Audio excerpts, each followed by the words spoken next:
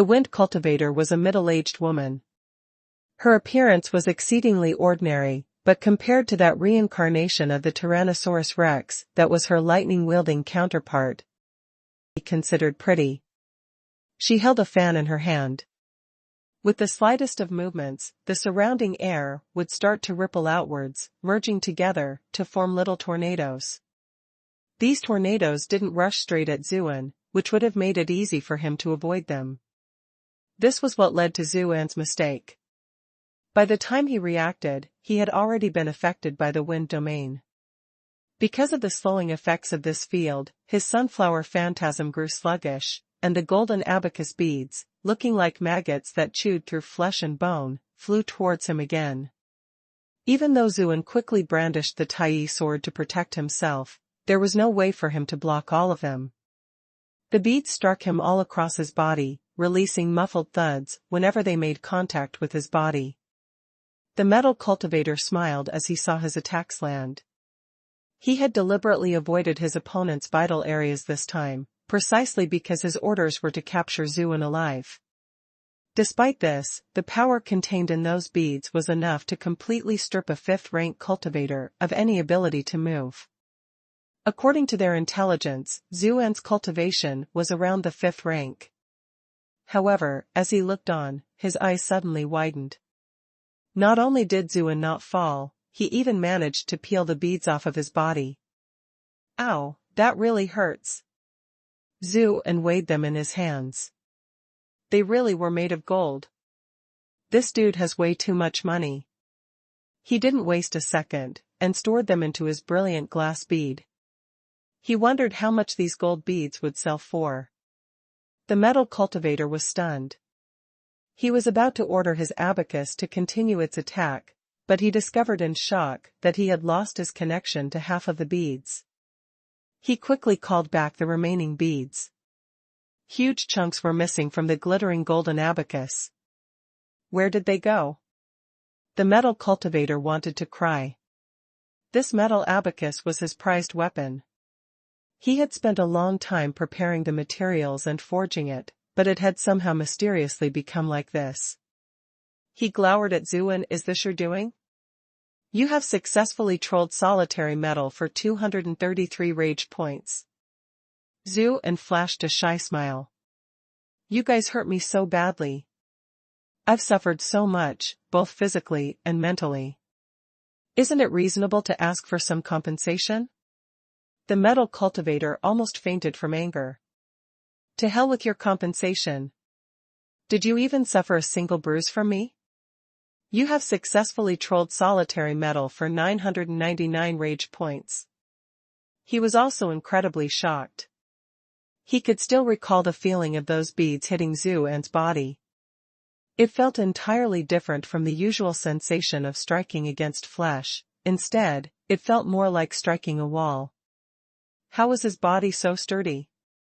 While he was staring blankly, the ice cultivator had already made his move. Zuan finally caught sight of the ice cultivator. He was a tall, skinny man wrapped in a snow-white cloak, with a white cap on his head. He was the perfect image of a creep. He dashed up to Zuan, and let out a breath in his direction. A visible blast of cold air swept over. Zuan knew that it would spell disaster if he allowed it to touch him. His movement was still being restricted by the wind domain, so Zuan used Grand Gale instead. He teleported a distance away, breaking free from the tornado formation. As he vanished, the ice cultivator's cold breath landed where he had just been, and the area was immediately blanketed in a sheet of ice. At her distant position, the wind cultivator was stunned. Her wind domain had trapped many powerful cultivators in the past. Of course, some had broken free, but they were always cultivators whose cultivation levels were much higher than her own. Trapping cultivators around the 4th or 5th rank should have been a piece of cake, let alone someone like Zuan. While she was staring blankly, Zuan cursed at the ice cultivator. Hey, creep! Did you brush your damn teeth this morning? Your breath stinks. How does your wife stand you? The ice cultivator did not appreciate Zuan's words at all. You have successfully trolled solitary ice for 712 rage points. I'll kill you. The ice cultivator was furious. He spread his hands, and countless ice arrows materialized behind him. Xiao Honglei's expression turned to horror. She quickly cried out, "Go easy on him." Unfortunately, the infuriated ice cultivator paid her no heed. The ice arrows shot straight towards Zuan. "Humph, your movement technique might be formidable, but my attack covers every angle. Let's see how you get away from this." That wasn't all. He had chosen to launch his frost arrows along a very specific path, at the instant when Zuan and Pei Mianman just happened to be lined up. If Zuan evaded, Pei Mianman would likely bear the full brunt of his attack. Zuan quickly realized this as well. Facing this cone of attacks was truly troublesome. He couldn't evade it, and even if he could, he couldn't choose to do so. To be honest, the one thing he was lacking was a way of dealing with such area of effect attacks. He instinctively wanted to take out the dragon's corpse, because there was no way these ice arrows could penetrate the scales of a dragon. However, given the dragon elder that had shown up earlier, he knew that he could end up being targeted by the dragon race if word of this got out. Moreover, his spatial artifact would be exposed as well. He could tell from the reactions of those who had seen it that such a spatial artifact was on par with the Phoenix Nirvana Sutra.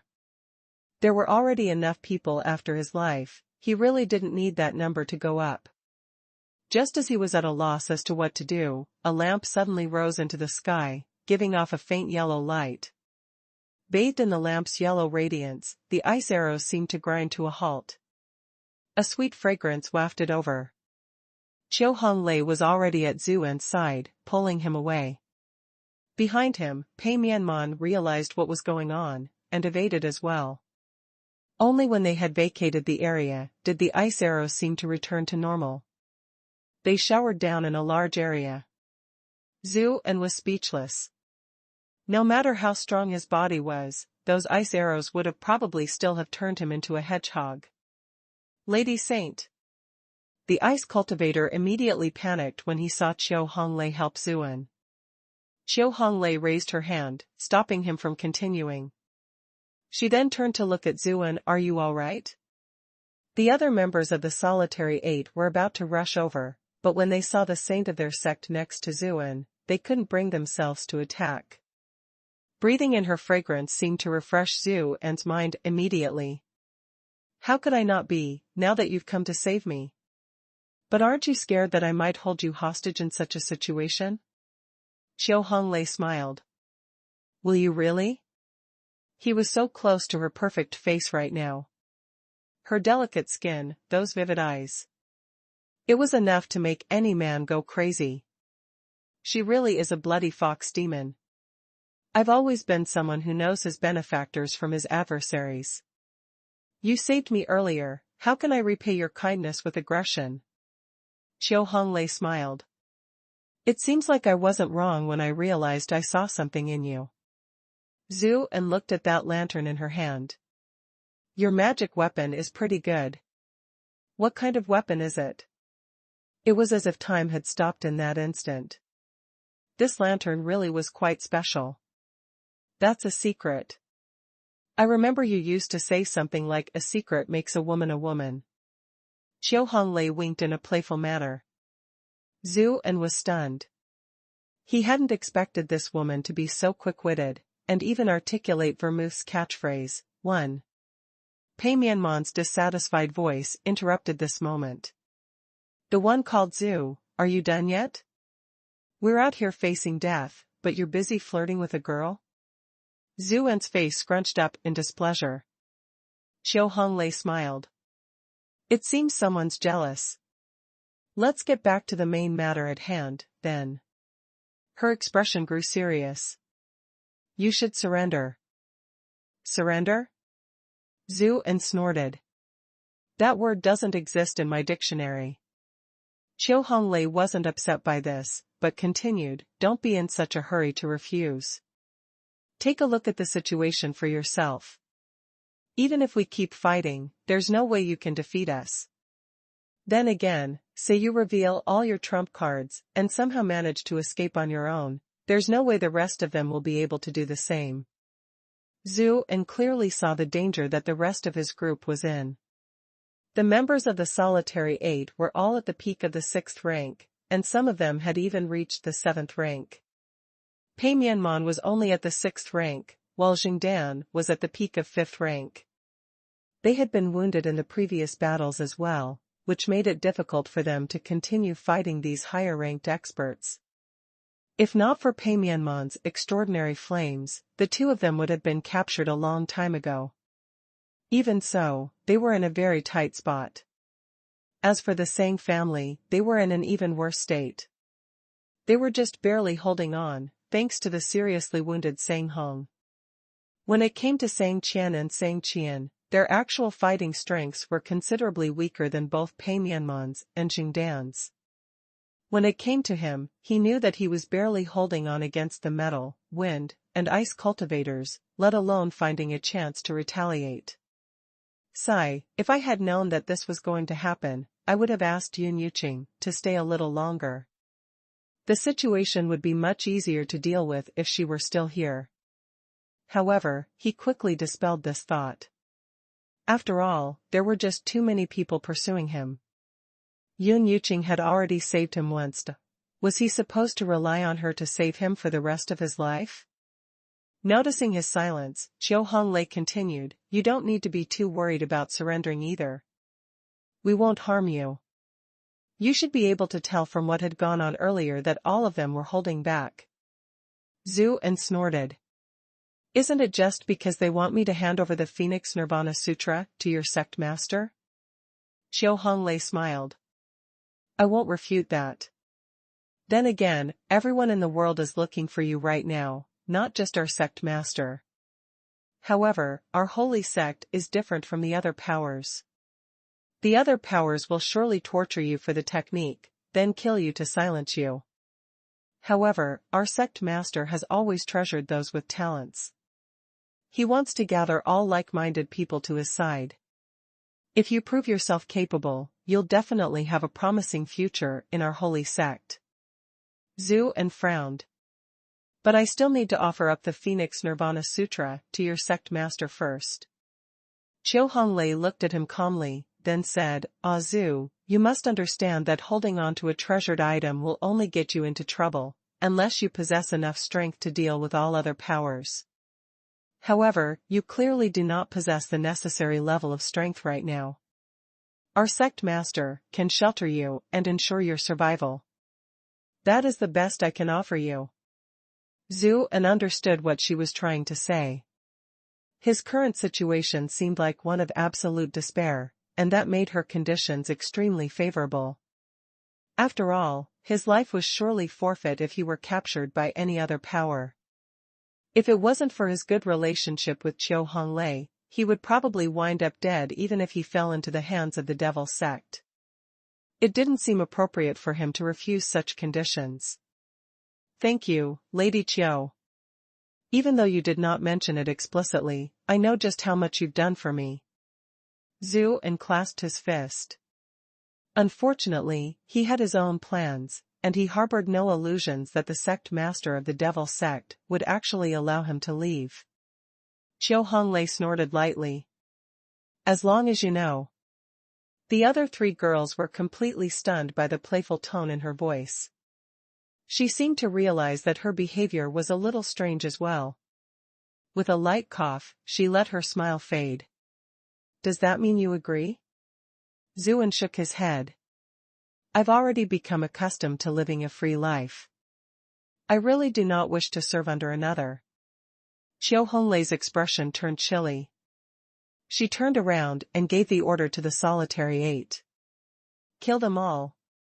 Her sudden icy display made everyone realize that she wasn't that endlessly charming immortal abode courtesan queen, but rather the lady saint of the devil sect who murdered others without batting an eyelid.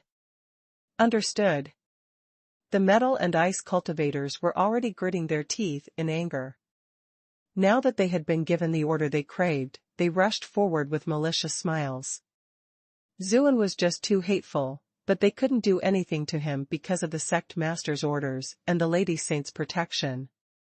However, they could vent their anger by killing his friends.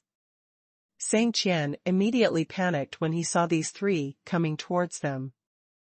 They were already in a terrible situation, and they were now being driven further along the path towards certain death. He never expected that the goddess he used to be so fond of would be so quick to kill. It was as if he was nothing more than another commoner in her eyes. He felt hurt, disappointed, and scared. He also felt extreme anger towards Zuan. Zuan, this is all your fault. You have successfully trolled Sang Qian for 1024 rage points. Zuan couldn't be bothered to spare him another glance. He was most worried for the safety of both Pei Mianman and Jingdan.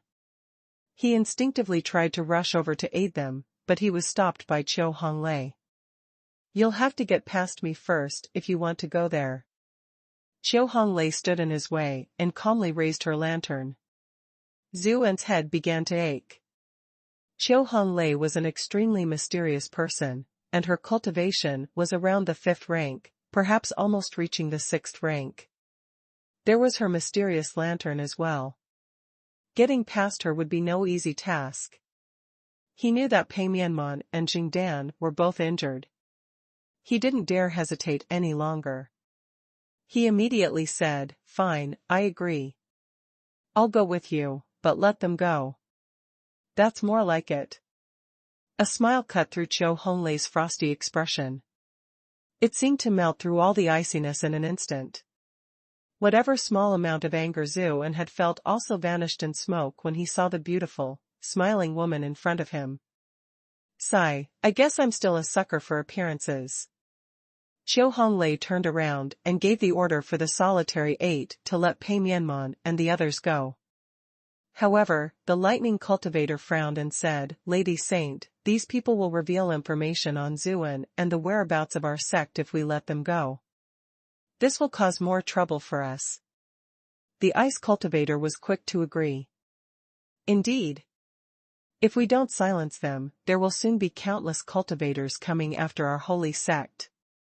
The other members of the solitary 8 nodded their heads one after another. None of them agreed with letting these people go.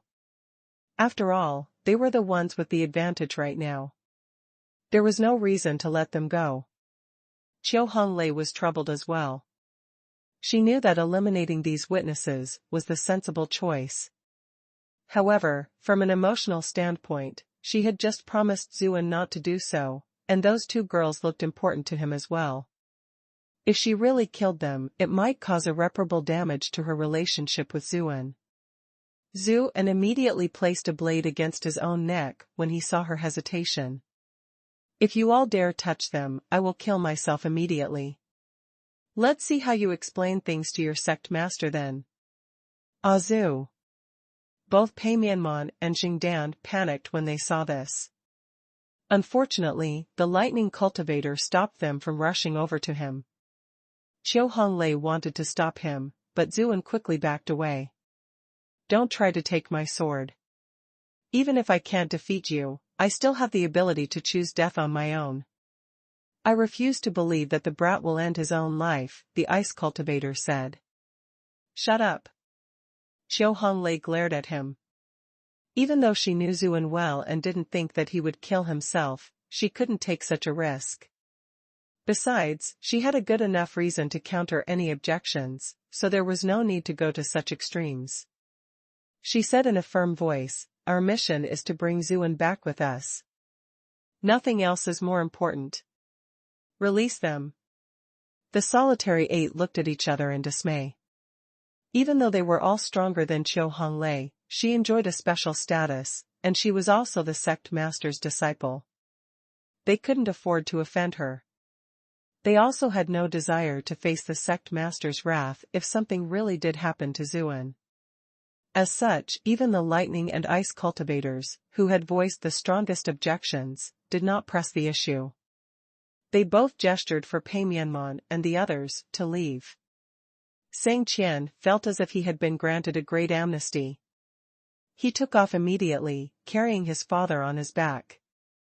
Sang Qian was slightly more hesitant. She turned back to look several times, but she said nothing in the end. Zhu.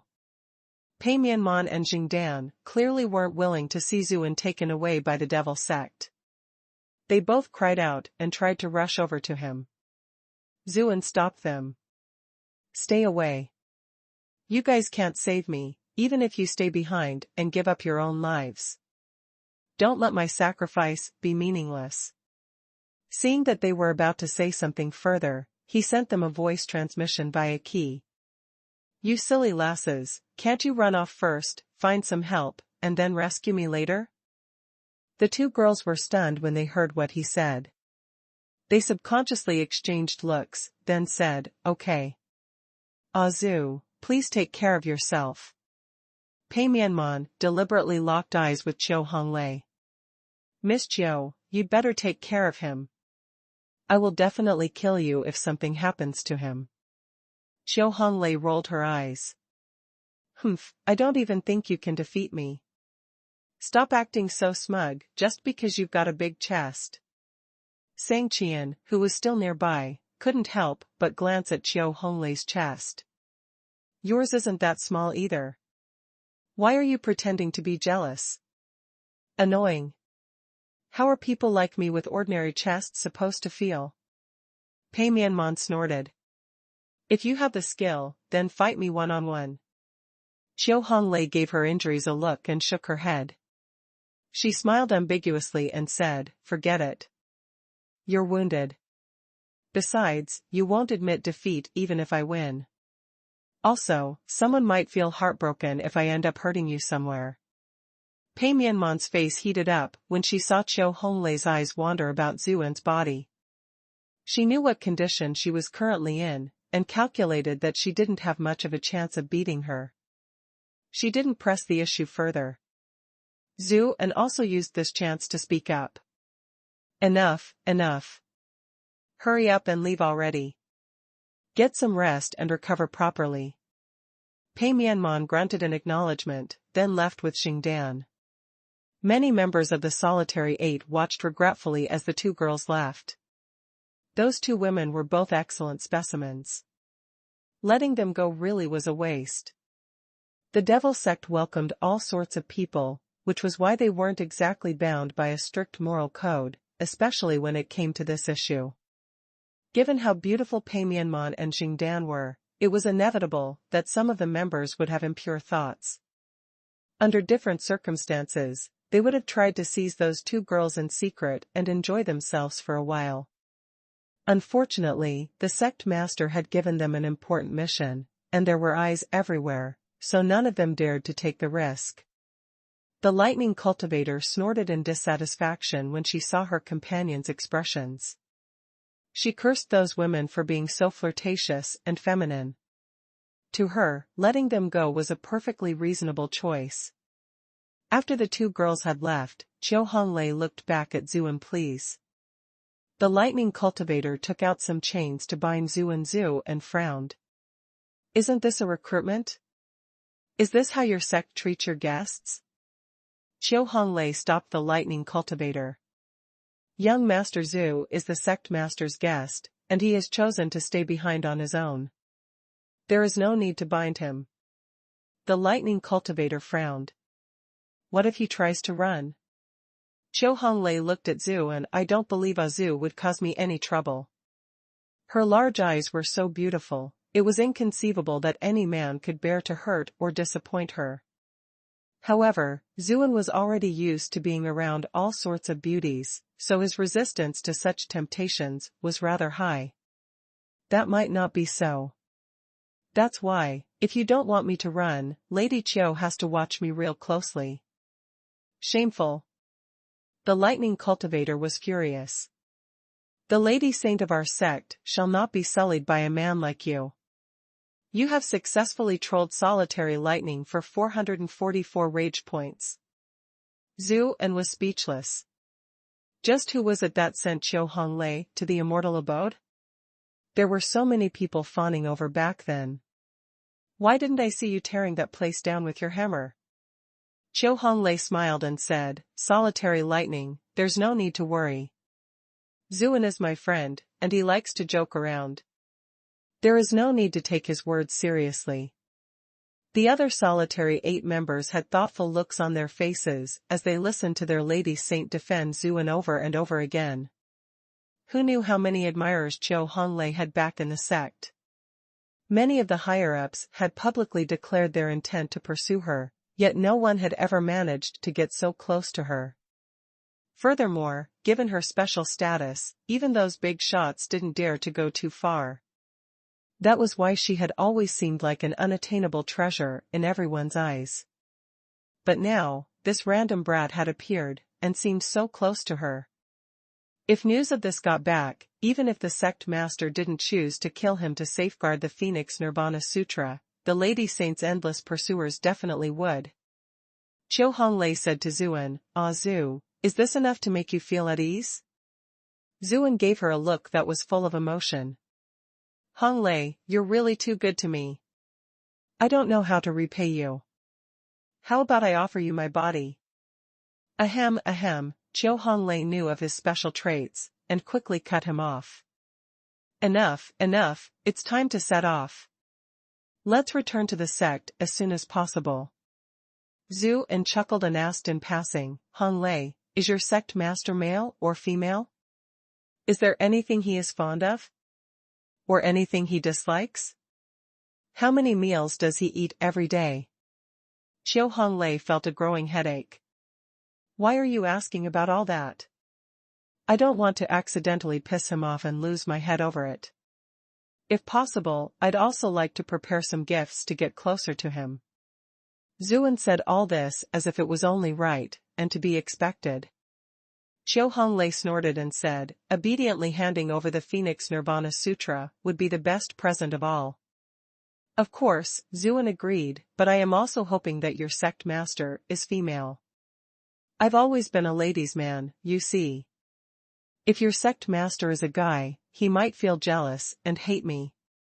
Chiu Honglei was momentarily speechless. Even the solitary 8 couldn't believe what they were hearing. This fella's shamelessness far exceeded their expectations. The lightning cultivator sniffed disdainfully. "Then why is it that I don't like you, and why do I get annoyed whenever I see a smooth talker like you?" Zuan glanced at her body, which looked like it had been forged out of iron, and took in her bulging muscles. He swallowed subconsciously before replying, "Compared to ordinary women, you are a little different." The lightning cultivator was furious. "What did you say? You have successfully trolled solitary lightning for 999 rage points." The thing she hated most of all was being seen by men in this way. Zuan pivoted smoothly. "I'm saying that you're a heroine among women. You're surely the idol of valiant and unrivaled heroes, not irresponsible kids like me." "That's more like it," the lightning cultivator said with a huff. A proud smile appeared on her face, as if she were daydreaming about her invincible and heroic sweetheart. The others all felt their insides churning, but none of them dared to show even the smallest hint of what they thought. They were clearly well acquainted with her fiery temper. When Chiu Honglei's party had left, Pei Mianman and Jing Dan discussed how they were going to rescue Zuan. Sang Qian wasn't far away. When he saw them, he ran over. "Are you two okay?" Pei Mianman rolled her eyes. He was the last person she wanted to entertain right now. Meanwhile, Jing Dan felt like he was still her husband, although in name only, and ignoring him seemed a little inappropriate. However, she wasn't really in the mood to speak to him either, especially when she recalled how he'd kept trying to harm Zuan over and over. Sang Qian was ashamed and angry at being given the cold shoulder. Fortunately, Sang Qian arrived with her father at this moment, saving him from further embarrassment. "Lady Pei, sister-in-law, are you two discussing how to rescue Zuan?" Sang Qian asked. Clearly, now that they had spent so much time together, Pei Mianman's identity wasn't a secret anymore. "Yes. Young Miss Sang, I've heard that you're quite resourceful. Do you have any suggestions?" They had fought side by side earlier, so Pei Mianman had a different attitude towards Sang Qian. We could contact the local officials and inform King Liang. They would surely step in to see Zuan back, Sang Qian said. Pei Mianman shook her head. That won't do. That would be rescuing him from a wolf's den, just to throw him into a tiger's cave. Even though Zuan had already told her that he had a plan for what to do in the capital, it was truly difficult for her to imagine what he could possibly do against the unrivaled emperor. That was why she wasn't willing to see him fall into King Liang's hands again.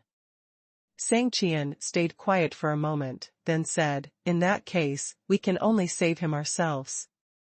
I have some subordinates with me, and our original plan was to set up an ambush in a nearby inn. However, I found out that someone had sent assassins after my father, so I had to move out on my own. I had assumed that those previous arrangements would be wasted, but now, it seems like those men are in the perfect spot to rescue Zuan." Sis. Sang Qian was unhappy. He was really hoping that Zuan would die. He had absolutely no desire to rescue Zuan. Sang Hong sent him a voice transmission. "Qianer, we are still criminals. If we can save Zuan, we can absolve ourselves of this crime. The emperor will be delighted to know what we have done, and he might even erase our crimes." With this explanation, Sang Qian finally understood what was at stake.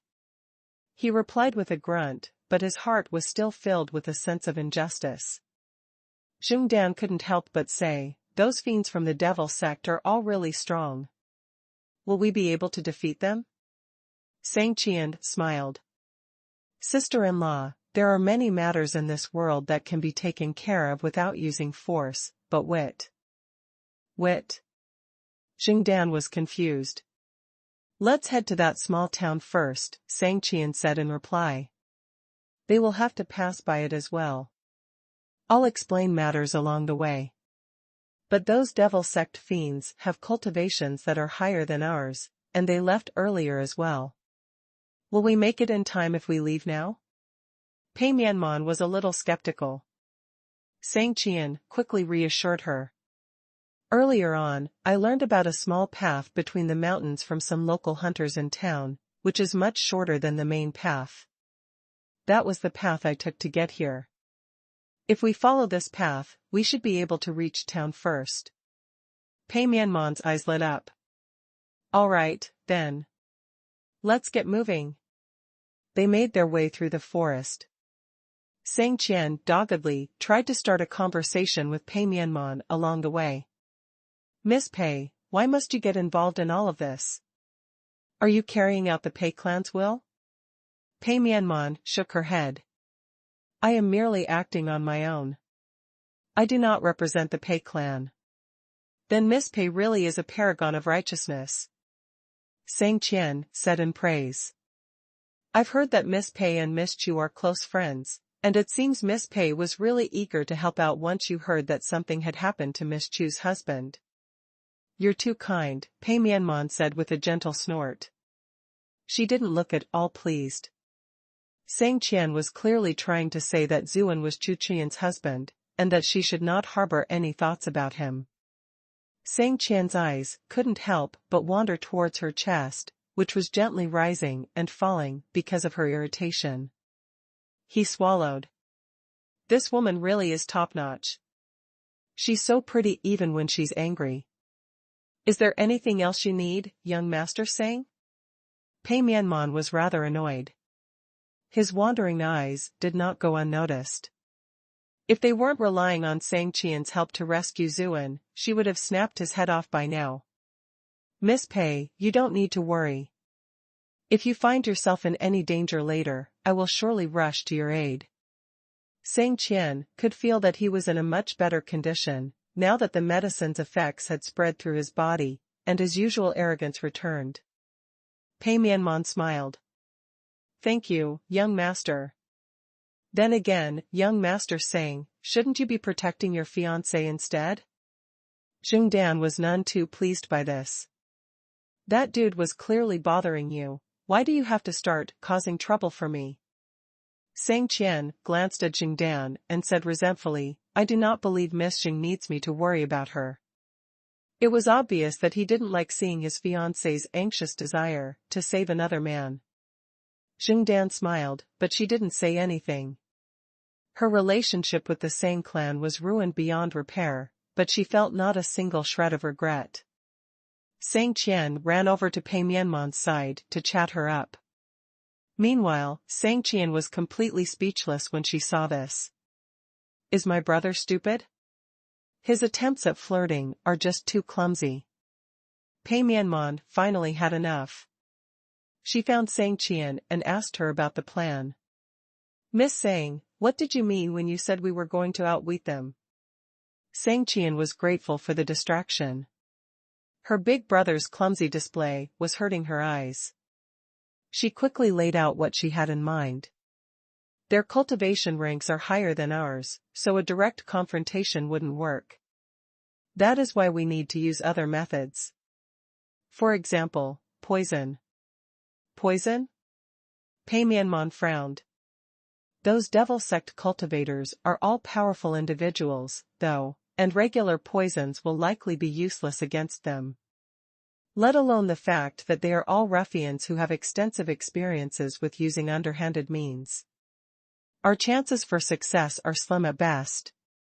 The corners of Sang Qian's lips curved upwards, revealing a foxy smile.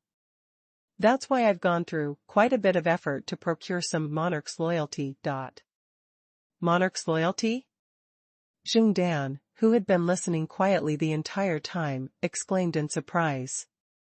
The miraculous poison that is known for being colorless and odorless, and can prevent those afflicted from using qi? She used to be the boss of the whale gang, and she possessed a fair amount of knowledge in this field. Indeed.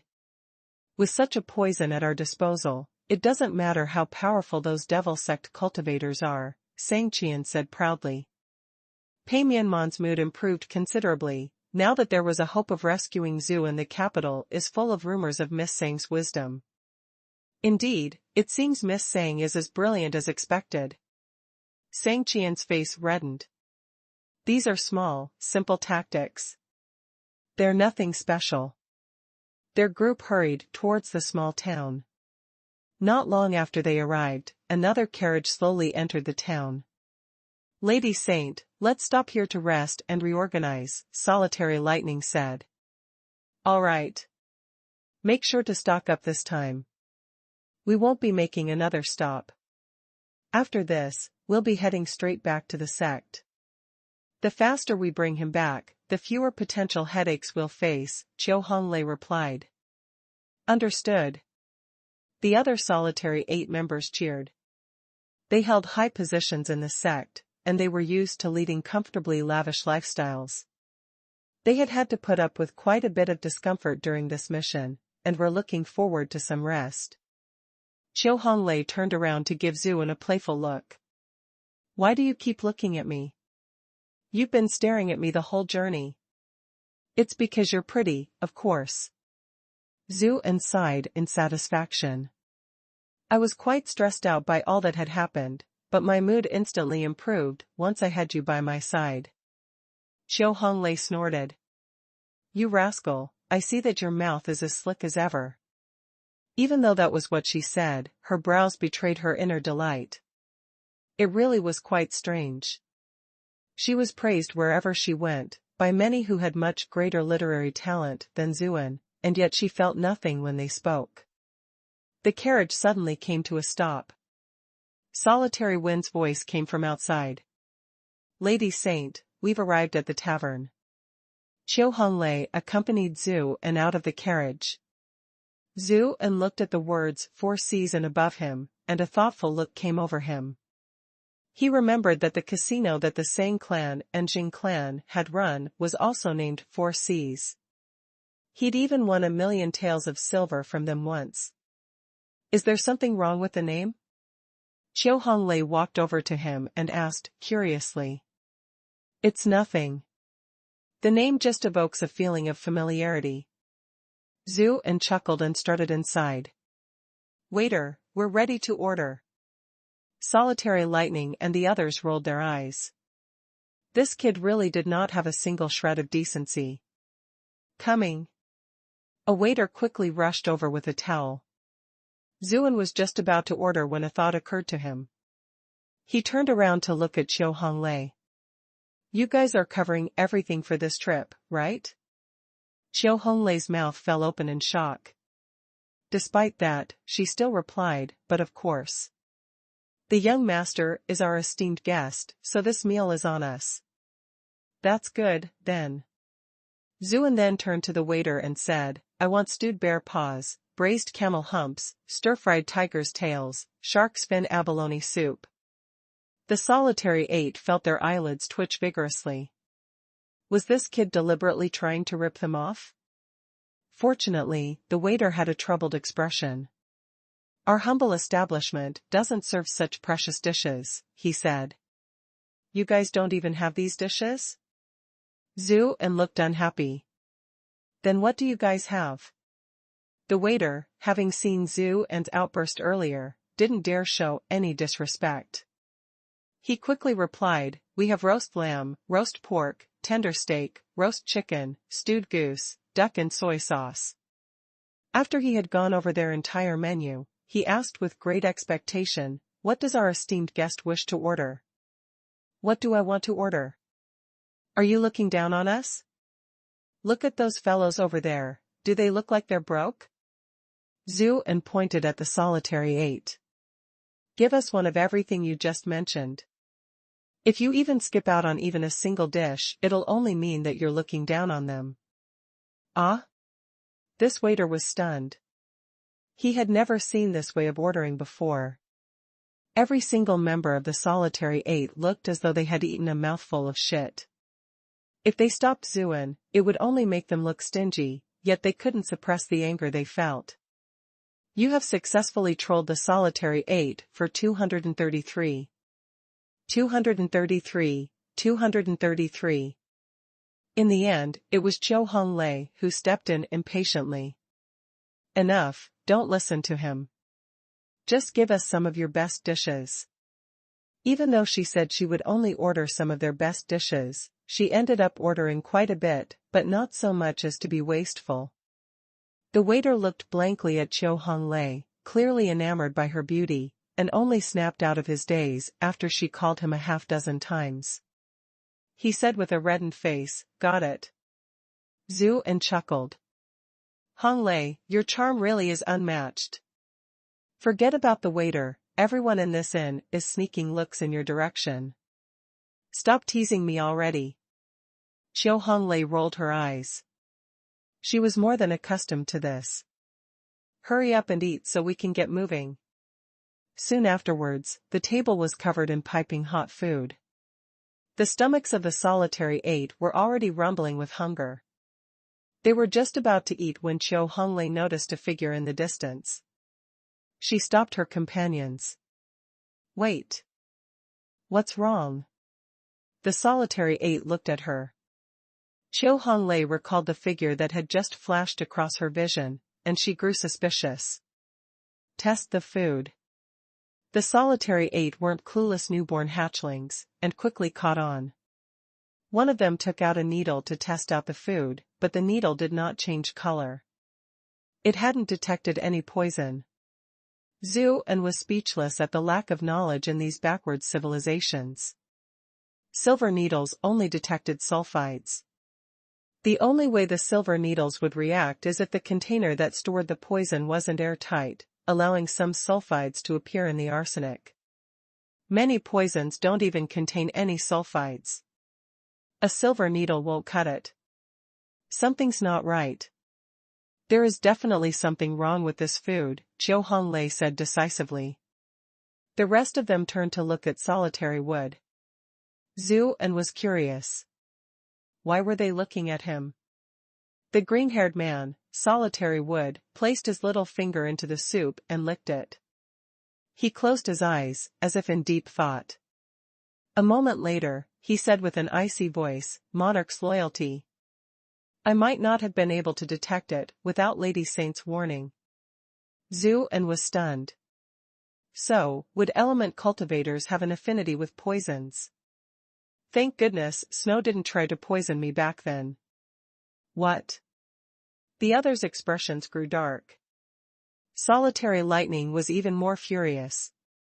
In a flash, she seized the waiter who had served them. The waiter drew a dagger from inside his sleeves when he realized that he had been exposed.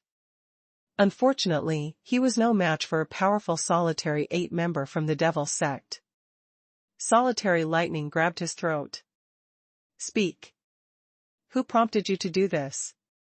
Unfortunately, she used too much strength, and he was choked to death instead. Trash. Solitary Lightning tossed his corpse aside, and went after the other waiters in the inn. They began to flee when they realized that something wasn't right. Unfortunately, there was no way they could outrun the Solitary 8. The fight in the inn was over almost before it had begun. Most of the waiters were killed on the spot, but the few that were captured ended their own lives by breaking the poison pills stored within their teeth. They're all death-sworn soldiers. The Solitary 8 were stunned. Whoever commanded such death-sworn soldiers was no ordinary power. Who dares to target us? Qiu Honglei coldly issued an order. Search the other areas of the inn. Solitary Wind, Fire, and Metal headed out to search the tavern. They returned in a moment, shaking their heads. They had found nothing. Qiu Honglei scanned her surroundings. The other guests of the inn had fled, leaving behind a huge mess. She frowned. Forget it, there's no sense in chasing after them. Go out and buy some food. We will prepare our own food and rest here for the night. We set out tomorrow morning. What? We're still staying here for the night? Solitary Wind's voice was overflowing with worry. What if our enemies attack again? Qiu Honglei shook her head. I don't believe they have the ability to make another move. It's already dark outside, and if we set out again, we'll have to sleep outside. We can take advantage of this inn and get some rest. When the Solitary 8 dispersed, Zuin said with a frown, Have you already figured out our attackers' identities? Qiu Honglei smiled. I should be asking you that question. It seems like they've gone through quite the effort to rescue you. Rescue me? Even though Zuin had his suspicions, he wasn't certain. Of course it was to rescue you. Speaking of which, those two beauties seem to care about you a great deal. They haven't given up yet. No. They shouldn't have had the time to move so many men. It is most likely the Sang clan's young miss who planned this, Qiu Honglei mumbled to herself. How can you be so sure? Zhu An asked, curiously.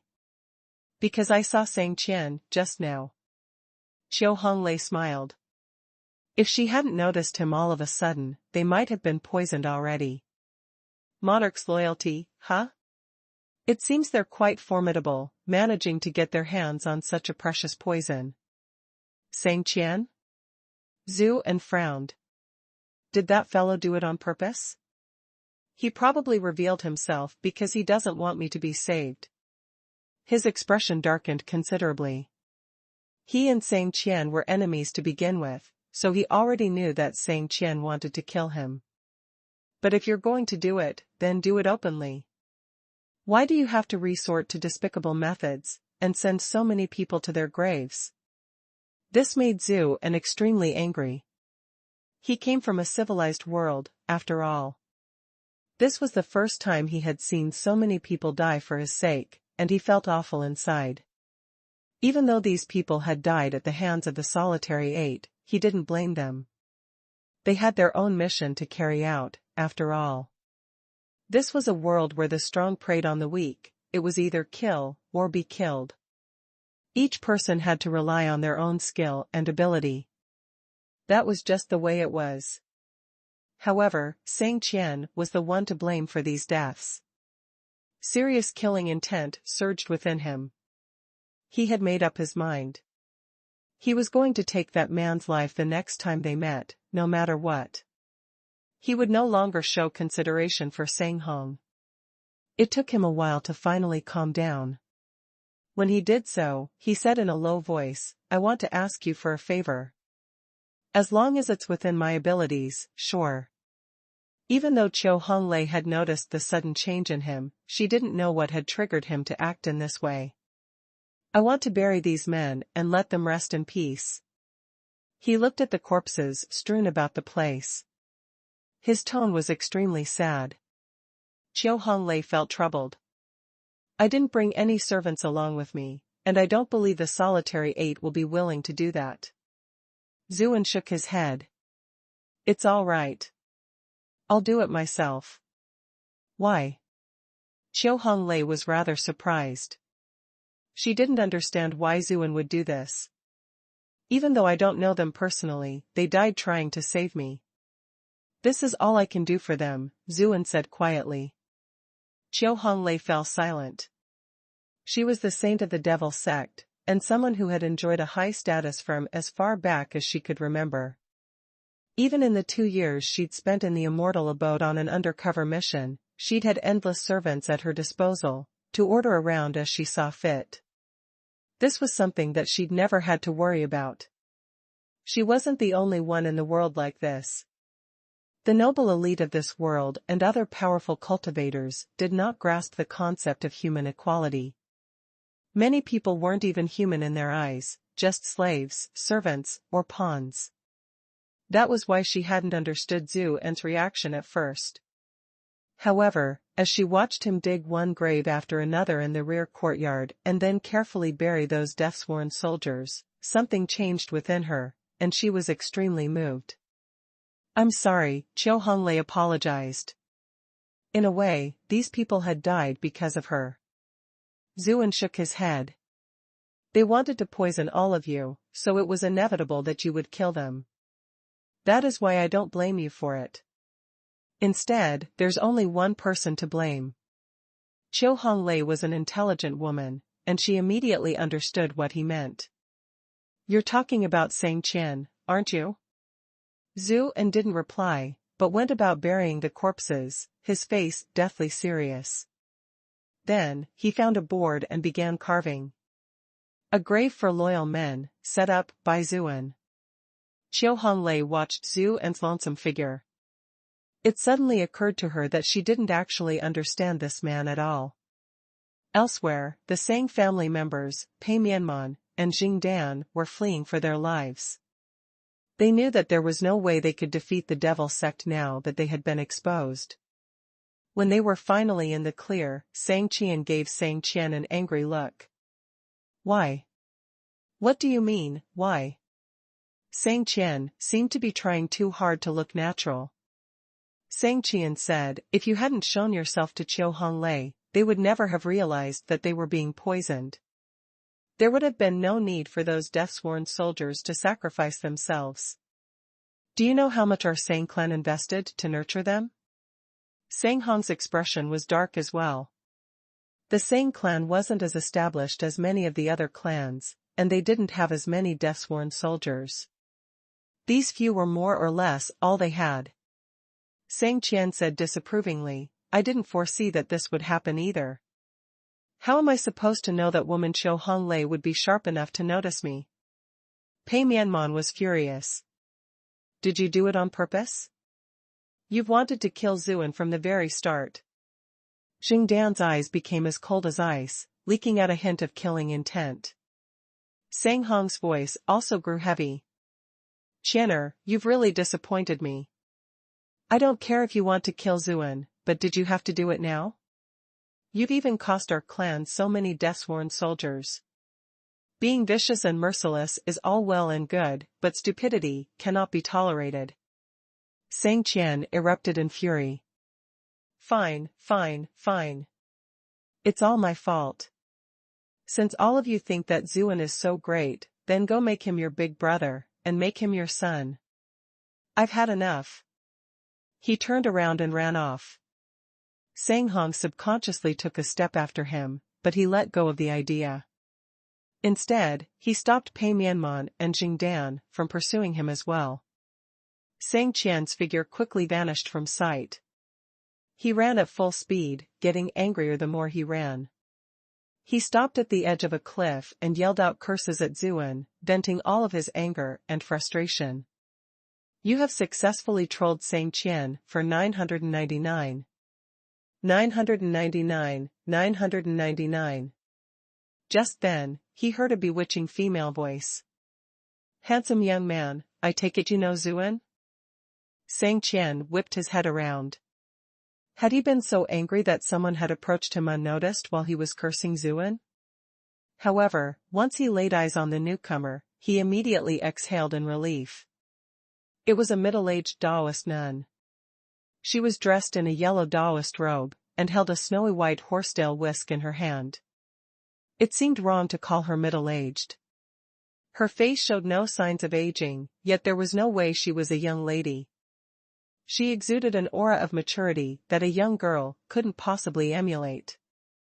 She wasn't extremely pretty, and was at least inferior to Pei Mianman and Jingdan, but she couldn't be considered ugly either. With her graceful posture, one might even consider her elegant. Honored sister, are you speaking to me? Sang Qian's tone grew polite as well. After all, men subconsciously tried to maintain a favorable image in front of beautiful women. Do you see anyone else here? The Taoist nun giggled, her laughter harboring a mysterious charm. Sang Qian felt his heart skip a beat. Her laughter couldn't be considered dignified, yet it wasn't frivolous either. His sense of her was difficult to describe. Perhaps he could call it an elegant charm. Her unique charm was something that young ladies did not possess. This was a new experience for him. Honored sister, do you know Zuin as well?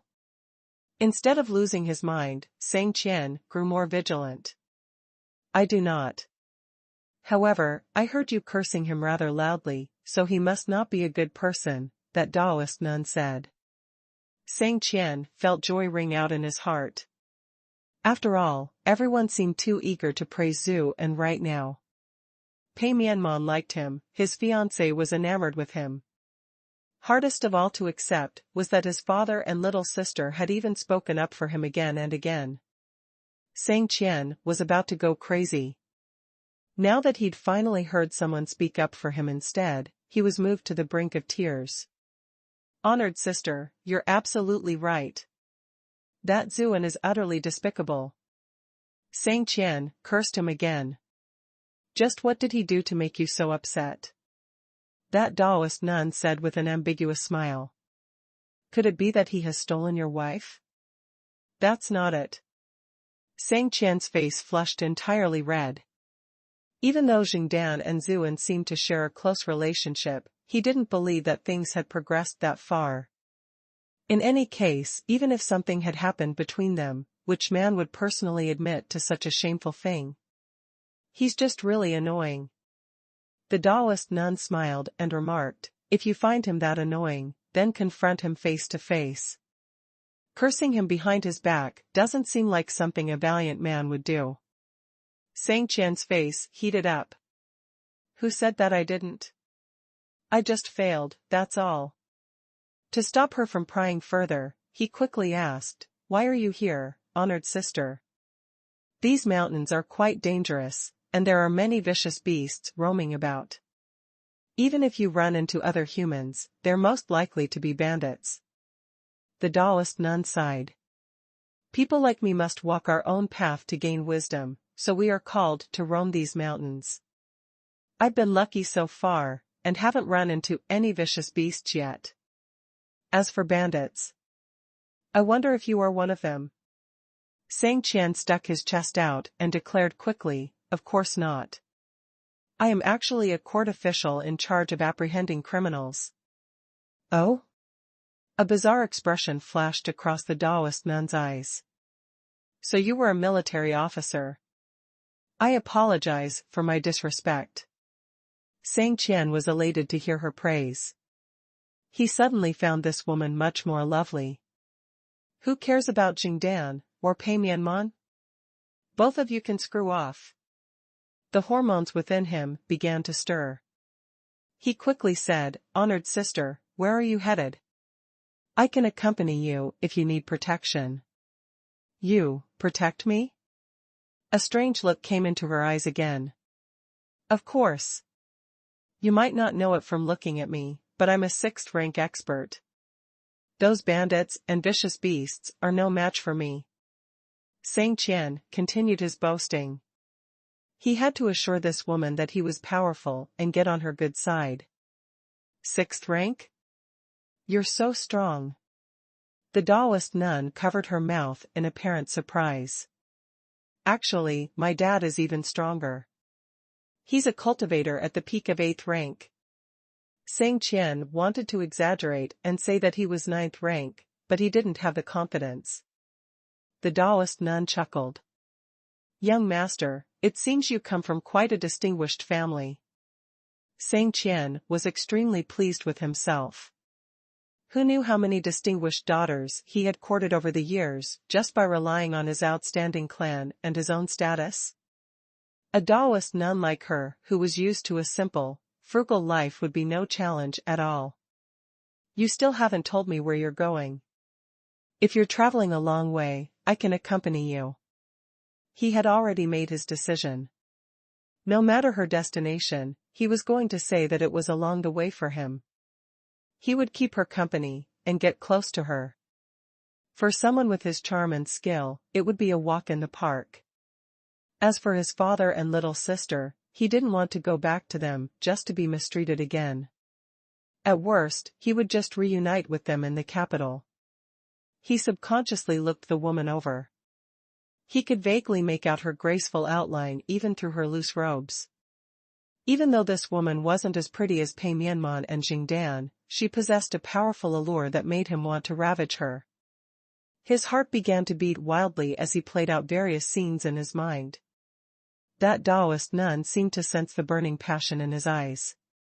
She looked him over before saying, I am going to a small town just over there. Is it along the way, young master? I was just there. You can count on me. Sang Qian's eyes lit up. Oh? Won't I be troubling the young master if I make you double back? The Taoist nun seemed a little embarrassed. It's no problem. It's not that far away. As he said this, Sang Qian suddenly remembered the members of the devil sect, which gave him pause. I advise you not to go there right now. Those fiends from the devil sect might not have left yet. Fiends from the devil sect? Her eyes twitched left and right. Oh, that Zuan that you were cursing, is he there? Sang Qian said, he is. He survived for so long, thanks to his good luck. But now that he's fallen into the devil sect's hands, he won't be alive much longer. The Taoist nun nodded. I see. I must make haste, then. Sang Qian was stunned. Honored sister, did you not hear what I just said? The Taoist nun said with a chuckle, I did. But you're amazing, aren't you, young master? You can protect me, right? I'm sure those fiends from the devil sect are not even worth mentioning. Of course. Sang Qian laughed awkwardly. This way, please.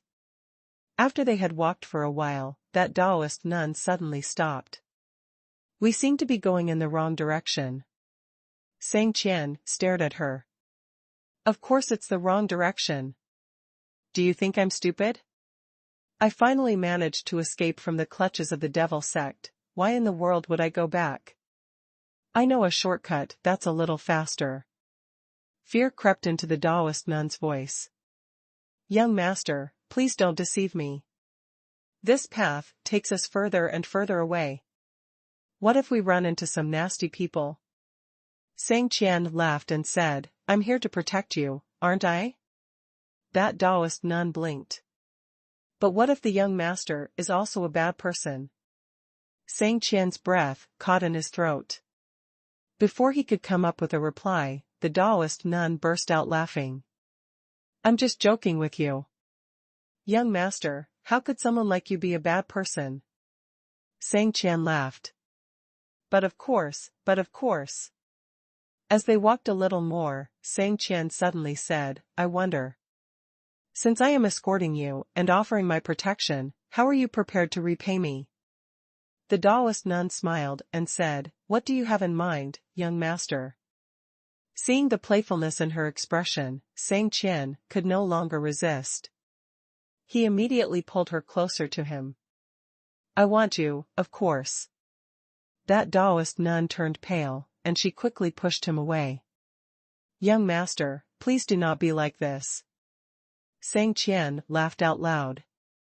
"You don't need to keep up the act.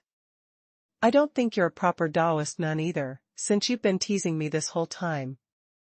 Why don't we just get straight to the point? Let's sleep together." "As I expected, the young master is a bad person after all," she remarked. Sang Qian only treated this as a joke, and laughed complacently. "Unfortunately, you've realized this too late." All of a sudden, he frowned, because his little brother wasn't reacting at all. "Something's not right. Given my past experience, with such a gorgeous beauty in my arms, it should be pointing right to the sky." A strange expression suddenly appeared on the Taoist nun's face. "You seem to have forgotten something, young master." "What is it?" Sang Qian was stunned. A strange mood had fallen. "What if I am the bad person?" The Taoist nun grinned. Her alluring red lips suddenly parted into 6 horrifying blood-sucking mouthparts. Sang Qian almost leapt out of his skin. He wanted to get away, but there was no way for him to do so. Those soft arms gripped him like a vice. He watched in horror as those 6 terrifying mouthparts latched onto his neck. Gulp, gulp, gulp, his blood was quickly sucked away. Sang Qian quickly felt his body go as cold as ice. A feeling of numbness spread outwards from his neck, and he slowly stopped feeling any pain. Thankfully, his survival instincts reminded him to struggle with everything he had. Unfortunately, he was quickly growing weaker and weaker. He discovered with alarm that his arms had begun to shrivel up at a visible rate, quickly wasting away until it was just a thin layer of skin wrapped around the bone. Darkness devoured him. A while later, the satisfied Taoist nun tossed the mummified Sang Qian aside. Her 6 blood-sucking mouthparts slowly retracted, turning back into tender and glistening red lips. It could have been lipstick staining those lips red, but it could also have been blood. The Taoist nun licked her lips with an intoxicated expression. "The blood essence of a young man tastes oh so good. But something doesn't seem quite right. Why does it feel as though he's lacking some masculine energy? That shouldn't be the case. He had such great libido, how could he be lacking?" She stood there in a daze for a while, confused about what happened. In the end, she still couldn't puzzle it out. Forget it. Finding Zhu and is still the most important thing. She turned around and transformed into a flight of countless small mosquitoes. The black cloud vanished into the distance. A short while later, Sang Qian's voice drifted out from close by. "Huh? The sound came from here earlier. Where did he go?"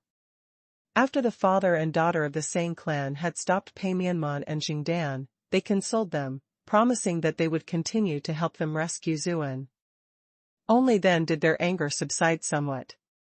Sang Hong then grew worried about his son's safety. They were in the depths of the mountains, and it was very possible that he would run into someone from the devil sect. As such, they all hurried off in the direction Sang Qian had taken. They had been searching around for a while when they suddenly heard a miserable scream, and immediately rushed in that direction. Sang Hong's eyelids twitched. He grew more and more worried. Your brother's cry was rather loud. He was clearly in great danger. If we don't find him soon, it might be too late. Jingdan frowned. Are you sure? He has a good level of cultivation. He should be able to hold his own even if he runs into someone formidable. I hope that's the case, Sang Hong replied, but he couldn't shake his sense of foreboding. Sang Qian suddenly let out a scream. What's wrong? Everyone rushed to where she was. Sang Qian's face was pale. She pointed to the side. There's a dried-up corpse over there. A dried-up corpse? Sang Hong's voice grew low. There are quite a few scavengers roaming these mountain depths. It isn't strange for there to be dried-up corpses around the area. Let's hurry up and find your big brother. Okay. Sang Qian nodded, and resumed her search. Sang Hong walked over to where she had been standing. He had planned to give the corpse a passing look, but his entire body suddenly trembled, and his legs seemed to give way. Jing Dan quickly supported him. Lord Sang, what's wrong? Sang Hong pointed a trembling finger at the dried-up corpse. Those clothes. Don't they seem rather familiar? Jing Dan looked over, and her heart suddenly began to race. They seemed to be what Zuan had been wearing before. Her face turned pale. There was nothing else on Sang Hong's mind. He knelt down and lifted up the corpse. When he saw the corpse's face, he screamed in agony. A burst of blood sprayed out from his mouth. Even though Sang Qian had been sucked dry until only skin and bones remained, he could still vaguely make out his appearance. Jing Dan saw it as well. She was relieved that it wasn't Zuan, but she couldn't help but feel a touch of grief, knowing that it was Sang Qian. They had been engaged for a while, after all, and they had many conversations before. Even though she resented the fact that he'd kept targeting Zuan, seeing him meet such a tragic end left her with a web of complicated emotions. Sang Qian came back when she noticed that something was wrong. She too saw the corpse's face clearly and let out an anguished cry. Her face turned completely pale. She never would have imagined that her vigorous and lively brother would end up like this. Pei Mianman walked over. She frowned when saw Sang Qian's appearance. She had never seen such a death before. Who did this? Sang Hong said through clenched teeth. Hatred burned deep within his bones and seeped out through his eyes. Sang Qian was his only son. There was no way he could produce another one, given his age. With Sang Qian's death, he had no more successors. In an instant, all his efforts in this lifetime seemed utterly meaningless. Even throughout his imprisonment, he had retained his wits about him. He was confident that he would be able to bounce back. However, no matter how many schemes he could cook up, he was still powerless when it came to bringing his son back. The only thing that kept him going now was his desire for revenge. He had to kill the one who had killed his son. Pei Mianman replied, "We didn't see anyone when we looked around earlier." She was secretly grateful that she and Jing Dan had stuck around with them this whole time. Otherwise, given their earlier hostility, Sang Hong might have come after them. Dad, Sang Qian immediately walked over to support him, her eyes filled with tears. She too was heartbroken to see her brother die so miserably. With difficulty, Sang Hong put aside his grief. His body was shaking as he knelt down by his son's corpse and began to examine the cause of death. In this moment, he was no longer Bright Moon City's cunning and unpredictable governor. Instead, he was just another pitiful, grieving elder. Sang Qian helped her father out. Her hands were trembling as they reached out to touch her brother's corpse, although it was unclear if it was because of sorrow or anger. The two of them examined the corpse for a while, then Sang Qian said in confusion, "Dad, I don't see any wounds on Big Brother's body." The tiny wounds on Sang Qian's neck were hard to detect, since there was only a layer of skin covering his bones. Why aren't there any injuries? Sang Hong muttered to himself. He couldn't understand how his son had died either. From a distance, they heard the sound of galloping horses' hooves, growing closer. Sang Hong raised his head. Had the attackers returned? Even Pei Mianman and Jing Dan grew curious. They were in the wilderness, why would there be mounted men? They looked up and were blinded by an expanse of glistening yellow light. Only when they squinted did they see that it was indeed a group of cavalry troops, and most of them were dressed in golden armor. Their expressions were solemn.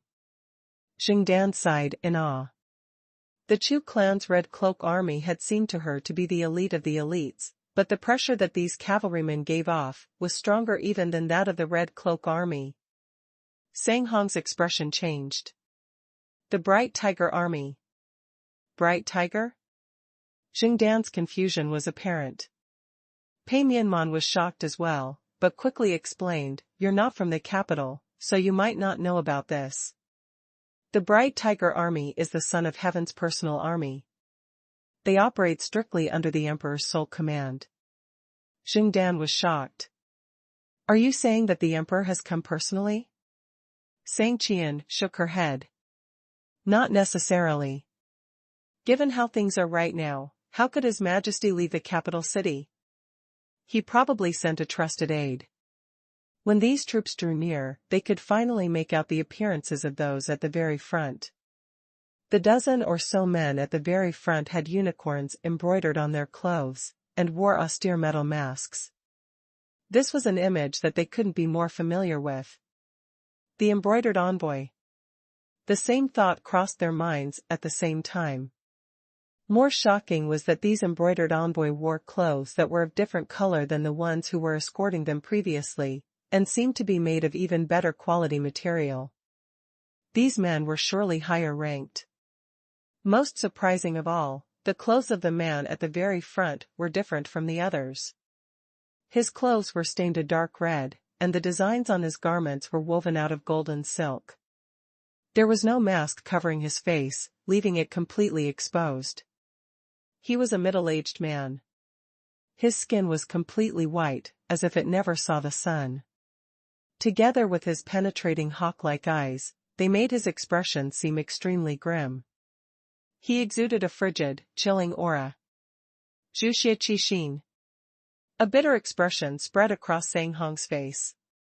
He never expected that this man would appear. Fine drops of sweat covered Pei Mianman's brow. She said quietly to Jingdan, "This person is the chief commander of the embroidered envoy, Zhuxie Qixin. He is nothing like that small leader Huang Huihong. Rather, he leads all of the embroidered envoy. His cultivation is deep and immeasurable. He's taken down countless nobles and officials over the years. His very appearance can even make children stop crying at night." The clear and gentle voice of a woman spoke. Man? Pei Mianman looked towards the group with disbelief. She saw a familiar and beautiful figure, and her reply was tinged with a hint of disbelief. Chu Yan? This was a beautiful woman in an ice-blue-colored long dress. Long hair fluttered behind her picturesque figure. Who else could this be but Chu Yan? There were too many people earlier, and they were all wearing dazzling helmets, so no one noticed her. Jingdan sighed inwardly when she saw her exceptional appearance. No wonder Azu was willing to sacrifice himself for the Chu clan. But thinking back, he also offered himself up to the devil sect for his sake, and he shielded her by placing his own self at risk many times. This made her smile warmly. Sang Qian looked at that woman in the long dress in a stupor. She heard about her beauty all the time in the capital. Sure enough, when she really did meet this person, she was a devastatingly beautiful woman. No wonder so many of those young masters chased after her, and even her big brother seemed to be quite fond of her. When she thought of her big brother, her nose wrinkled in soreness. She almost cried again. Chu Yan, why are you together with them? Pei Mianman looked at her in confusion. Chu Yan came down from a horse and arrived by her side. I heard about the Chu clan's affairs from the capital, and then hurried in Bright Moon City's direction. Later on, I heard that something happened to Zuan, and I just happened to run into Commander Zhuxia, so I decided to travel with them. They have access to better information after all, so it would be easier to find Zuan. So that was what happened. Pei Mianman knew that Zhuxia Qixin was mysterious. If it wasn't because of Chu Qian's outstanding reputation in the capital, he wouldn't have given any normal person the time of day. What about you? What are you doing here? Chu Yan blinked her eyes and asked in curiosity. Pei Mianman was just about to reply when she felt a bit speechless. How was she supposed to reply? Did you come to save Zuan? Chu Chuyen Cece med to have guessed at her thoughts. She asked her with a smile. Pei Mianman voiced her confirmation with a guilty conscience. Aren't we good friends? You weren't in Bright Moon City when all of that happened, so how can I do nothing? Man, thank you so much. Chu Chuyen couldn't help but grab her hands and say this, with a moved voice. She really went through a roller coaster of emotions during this period, and there was no one she could even talk to. Now that she learned that her close friend was helping her all this time, she immediately felt warm inside. Chuyen, you're being too polite. This is what I should do. Pei Mianman felt more awkward the more she said. Am I really doing something good? What am I feeling guilty for? The Chu clan already wrote a letter of divorce in the Chu clan, so they're not even husband and wife anymore. Pei Mianman, why are you acting like a caught mistress? This is so annoying. Pei Mianman felt regret as she thought these things. But it seemed a bit late to change her tone now. The embroidered envoy chief commander on the side said at this time, Sir Sang, did you all break out? I didn't expect a loyal and devoted man like Sir Sang to dare do something so disgraceful. His voice was just as cold as his appearance. Everyone shivered when they heard it. Sang Hong replied with a heavy voice, this humble one reports to Sir Zhuxia. We did not break out, but rather that our group was attacked by a rebel army. Later on, the Dark Elves and Devil sect attacked us. The ones who watched over us are all dead. Commander Huang Huihong undid our seals for the sake of not letting us fall into their hands. Huang Huihong died? Zhu Xixin's eyes narrowed. It was hard to tell what he was currently feeling. Correct. Sang Hong coughed.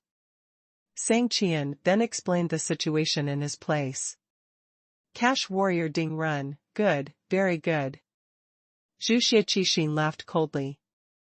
Everyone thought that he would try to get revenge for Huang Huihong, but who would have thought that he would turn to the other embroidered envoy and say, did you all hear what they said? Huang Huihong was killed so easily because he was incompetent. If you all want to live long lives, then you better cultivate hard every day.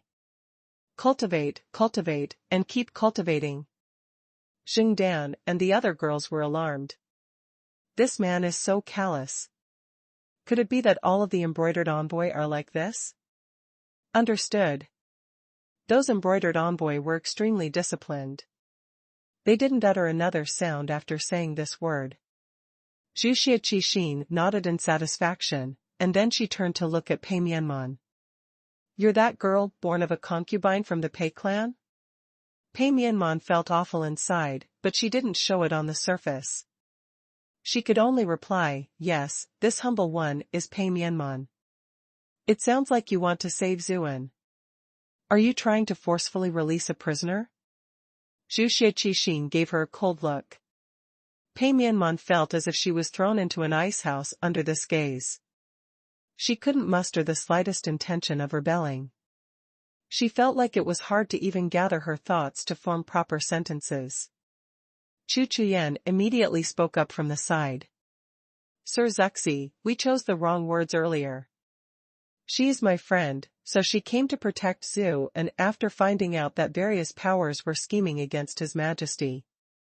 Zhu Xixin grunted an "oh" and declined to comment. He shifted his gaze after a while. Pei Mianman felt much more relaxed when she was no longer being stared at. She was shocked. There were always rumors that Zhu Xixin's cultivation was deep and unmeasurable, but it seemed like he was even more formidable than what the rumors stated. Zhu Xixin gave Sang Qian a look. Then what about Miss Sang? Do you have any intentions of freeing your father and brother? Sang Qian was now under the same pressure Pei Mianman just faced. Sang Hong quickly spoke up in her place.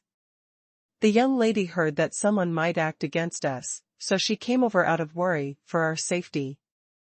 She definitely has no intentions of breaking out prisoners. Then according to what Sir Sang is saying, it seems like Miss Sang does not trust that the court can protect their own prisoners? Zhu Xiaqixin harumphed. Sang Qian cursed inwardly. You guys already failed, okay? But there was no way she would say that out loud. Of course I trust the court, but I was still worried for my family. That was why I came here to take a look. Whatever. I won't pry further out of consideration that this was out of filial piety. Zhu Xiaqixin gave Sang Hong a cold look.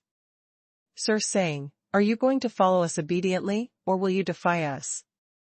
Sang Hong's face paled. He immediately cupped his hands and said, I do not dare trouble the chief commander. I will quietly let myself be captured. However, before this, sir, please help me get revenge for my son. He understood his current situation well. He was seriously injured, and even if he was in top form, he was no match for such a powerful opponent.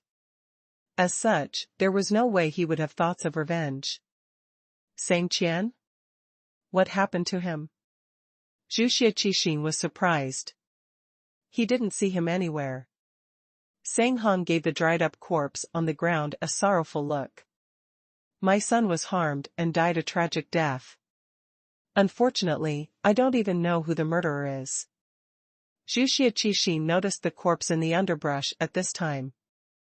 His eyes narrowed, and then he leapt off his horse. He squatted down by the corpse and examined it. In the end, he said with a grave voice, this was done by the blood race. Blood race? Sang Heng was stunned, but he quickly reacted. Hasn't the blood race already vanished for centuries after their defeat? Zhu Xiaqixin examined the wound on his neck and said with a grave voice, it seems like the Fiend Emperor hasn't fully resigned himself to defeat. He has begun to lust after our land once more. The expressions of the women here were all stunned. They were talented students from their respective academies, so they were naturally aware of the related history. In the past, when the humans fought against the foreign races, the so-called foreign races were actually the fiend races. In the eyes of normal people, the demons, elves, dark elves, beast men, and even the dragons were all collectively known as the fiend races.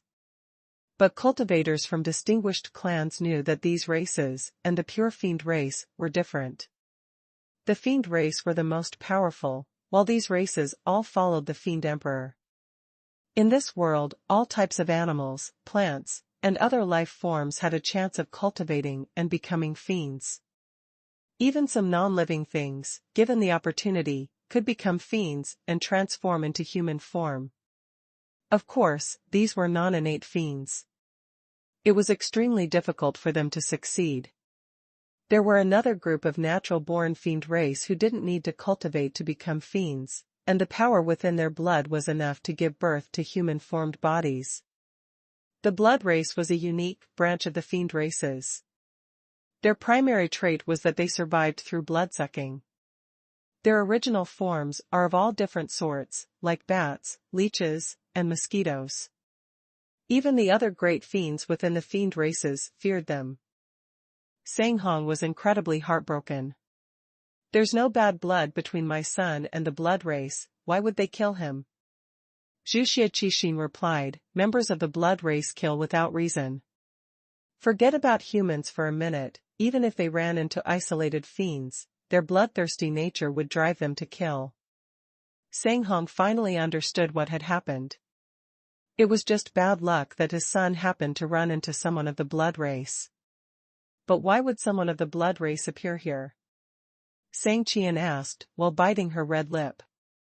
They probably do not wish for His Majesty to gain eternal life. Since the Fiend Emperor has made a move, I need to contact His Majesty as quickly as possible, Zhu Xiaqixin said. Sang Hong replied, I wish to avenge my son first, before I surrender myself. I hope Lord Zhuxia can show me some leniency. No, Zhu Xiaqixin replied coldly. I am in charge of capturing you all and bringing you to justice, and I cannot allow you to leave. Besides, you are seriously injured right now, and you will be no match for the murderer even if you run into them. You'll just be throwing your life away. Men, lock him up. In a moment, his hands were bound with special chains. As he felt his ki being restrained, Sang Hong knew that all hopes of revenge were gone, and sadness overwhelmed him. Dad. Sang Qian saw the tears in his father's eyes. In her heart, her father had always been a heroic figure. He was always incredibly sharp, and being around him always brought her a feeling of safety. When had she ever seen him so powerless? Zhu Xiaqixin frowned as he saw the grief in both father and daughter. Lord Sang, there's no need to worry. Since a monster of the fiend race has appeared, I will help you get rid of them if we encounter them. Gratitude welled up within Sang Hong. Thank you, Lord Zhuxia. Zhu Xiaqixin nodded, then ordered his men to bind Xingdan as well. He had clearly done his homework, and knew that she was the daughter-in-law of the Sang clan and one of the prisoners that had been detained. Xingdan knew that resistance was futile in the face of so many cultivators. There was nothing for her to do but glance at Pei Mianman and Chu Chuyen. There were some things that she just couldn't say. Pei Mianman smiled. She knew what she was thinking, and sent her a voice transmission. Don't worry, we will definitely rescue Azu. Xingdan sighed in relief. Her lips were trembling as she silently mouthed, thank you. Pei Mianman nodded in her direction. What the heck was up with Zuan? How the heck did he get so many girls to care about him? Even I am over here trying to appease his wife, for goodness sake. After securing the two criminals, Zhu Xiaqixin asked, where is Zuan? He was captured by the Lady Saint of the Devil sect and their solitary 8. He was in the inn of the nearby town earlier. Our earlier attempt to free him failed, so I do not know what the situation is like now, Pei Mianman replied. To rescue Zuan, they had no choice but to rely on this group. If everything went smoothly, she would try to save Zuan during the chaos later. What about King Liang and Liu Yao? Zhu Xiaqixin asked. They were attacked by a rebel army led by Lu Sanyuan, replied Sang Qian. They ordered the embroidered envoy to escape with Zhu and the other prisoners. I do not know where they are now. Humph, just a bunch of incompetent fools. Zhu Xiaqixin snorted. He was clearly extremely unsatisfied with this development. The others were shocked. One was the emperor's uncle, while the other was the empress' uncle, yet he had dismissed them both so bluntly. It was clear just how much confidence he had in himself. Zhu Xiaqixin hesitated after learning about what had gone down in the small town. Should he rush over, or should he try to make contact with King Liang and the other troops first? Those fellows from the Devil sect had most likely already left. They would require more manpower for their search, so regrouping with King Liang was the safer option. Pei Mianman recognized why he was hesitating, so she suggested, it'll create too big of a disturbance if all of us showed up in town. We don't want to startle them. I'll head over to scout out the situation first. Chu Chuyen chimed in as well. Indeed. How about I go with her first? That way, we'll be able to gather more intelligence. Zhu Xiaqixin nodded and said, fine. Of course, if you free Zuan and flee on your own, the Chu clan and Pei clan will be charged with crimes. Don't say I didn't warn you both. Chu Chuyen and Pei Mianman exchanged glances. They saw the worry in each other's eyes, but agreed anyway. Fine. Together, the two of them made haste towards the small town. One was elegant and graceful, and the other possessed a fiery charm that was very rarely seen. They moved off together, their movements synchronized in a display of perfection that left even the well-trained Bright Tiger army and the embroidered envoy in a daze. Zhu Xiaqixin snorted loudly to snap his subordinates out of their daze, and then said to Sang Hong and his daughter, tell me everything that happened along the way, especially the details about how those embroidered envoys died. Soon enough, night fell. In the heart of the small town, inside the Four Seas Inn, the solitary 8 had purchased everything they needed for the journey. After dinner, they returned to their rooms to rest. Chiu Honglei went to Zhu En's room. The other members of Solitary 8 were not disapproving, because they knew that she was going to try and fish out the Phoenix Nirvana Sutra from him. But they had also heard about the rumors that Zhu En was a playboy. They were worried that this pervert would do something disrespectful to their lady saint, so one of the Solitary 8 stood guard on the roof. Solitary Ice volunteered for this position. The previous fight against Zhu En had left him with a sour taste in his mouth, and he questioned Chiu Honglei's attitude towards Zhu En as well. There was no way he would allow the two of them to engage in anything suspicious. He lay down on the roof with his legs crossed, straining his ears to listen in on what was going on inside the room. Zhu En said with an embarrassed smile when he saw Chiu Honglei come in, "You guys really are enthusiastic about entertaining your guests. Not only did you guys treat me to food and entertainment earlier, you've even sent your lady saint to accompany me for the night. Outstanding." Solitary Ice gritted his teeth in anger. "You have successfully trolled Solitary Ice for 358 rage points. Screw this guy. I'm going to tell this to everyone who is pursuing Our Lady Saint once we return to the sect. They'll tear him apart once they find out how this man has harassed their goddess." Chiu Honglei rolled her eyes. "I really don't know whether to praise you or scold you. How can you be so carefree as to joke around, given the situation you're in right now? What is with this guy? He was so serious earlier on when he was burying those death-sworn soldiers, yet now he's joking around again. You can choose to face each day with a smile, or live in grief every day. If that's the case, wouldn't it be better to choose to live each day joyfully?" Zhu En shrugged his shoulders and replied nonchalantly. A strange look appeared on Chiu Honglei's face. She sighed and said, "You are the most optimistic person I have ever met." Zhu En felt a bit embarrassed. "I'm honestly not as great as you make me out to be. But you're protecting me, and you're the lady saint of your sect, which means you're ranked rather highly. Why would I be scared while under your protection?" Chiu Honglei shook her head. "My status in the sect isn't as high as you think.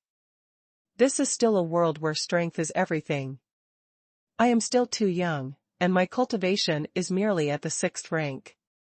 The sect has far too many powerful cultivators, and many of them do not even treat me as a big deal. The only reason they treat me with any respect is because of my relationship with my master. That is why the only way you can secure your position in the sect is by offering your Phoenix Nirvana Sutra to my master." Zhu En snorted. "If I hand it over, the only thing that is guaranteed is my quick death." Chiu Honglei explained herself. "I know what you are worried about, which is why I've thought of a mutually beneficial way out for everyone concerned. It's this: you can become the master's disciple as well. That way, no one would dare to do anything, and no one will claim that the sect master forcefully seized the Phoenix Nirvana Sutra from you either. You will be safe, and you'll have a new identity. Your advancement through the sect will be much faster as well." Zhu En knew that she was being genuine and sincere, given how detailed her plan was. She wasn't like the others, who were buttering him up just so he would hand over the Phoenix Nirvana Sutra to them. However, even though he was moved, he still had no intentions of joining the devil sect. As such, he said with a laugh, "Your sect master must be a pervert." "What?" Chiu Honglei was stunned. "Why would you suddenly say something like that?" Zhu En replied, "Why else would he take such a gorgeous woman like you as his disciple?" Chiu Honglei's face turned completely red. "What are you saying? My master is a woman." "You have successfully trolled Chiu Honglei for 233 rage points." It was obvious that she respected her master greatly, and was upset with Zhu En's crass depiction of her master. "What? A woman?" Zhu En immediately became much more interested. "I'm awake now. How old is your master? Is she pretty? Has she ever married before?" Zhu En bombarded her with an unending series of questions. Chiu Honglei's mouth fell open. She was both furious and humiliated. You! How dare you have such thoughts about my master? You have successfully trolled Chiu Hong Lei for 100 rage points. What do you mean? Zhu and obviously wouldn't admit to it. Aren't you the one inviting me to join your sect, and yet you can't even tell me such basic information? How can your offer be considered sincere? Chiu Hong Lei was just about to faint. This man kept running circles around her. However, his words made some sense as well. Zuan was going to learn about these things sooner or later anyway, so she might as well tell them to him first, as an expression of her sincerity. As such, she said, I don't know exactly how old my master is. From looks alone, she could be my older sister, but I'm pretty sure she's much older. Master's appearance.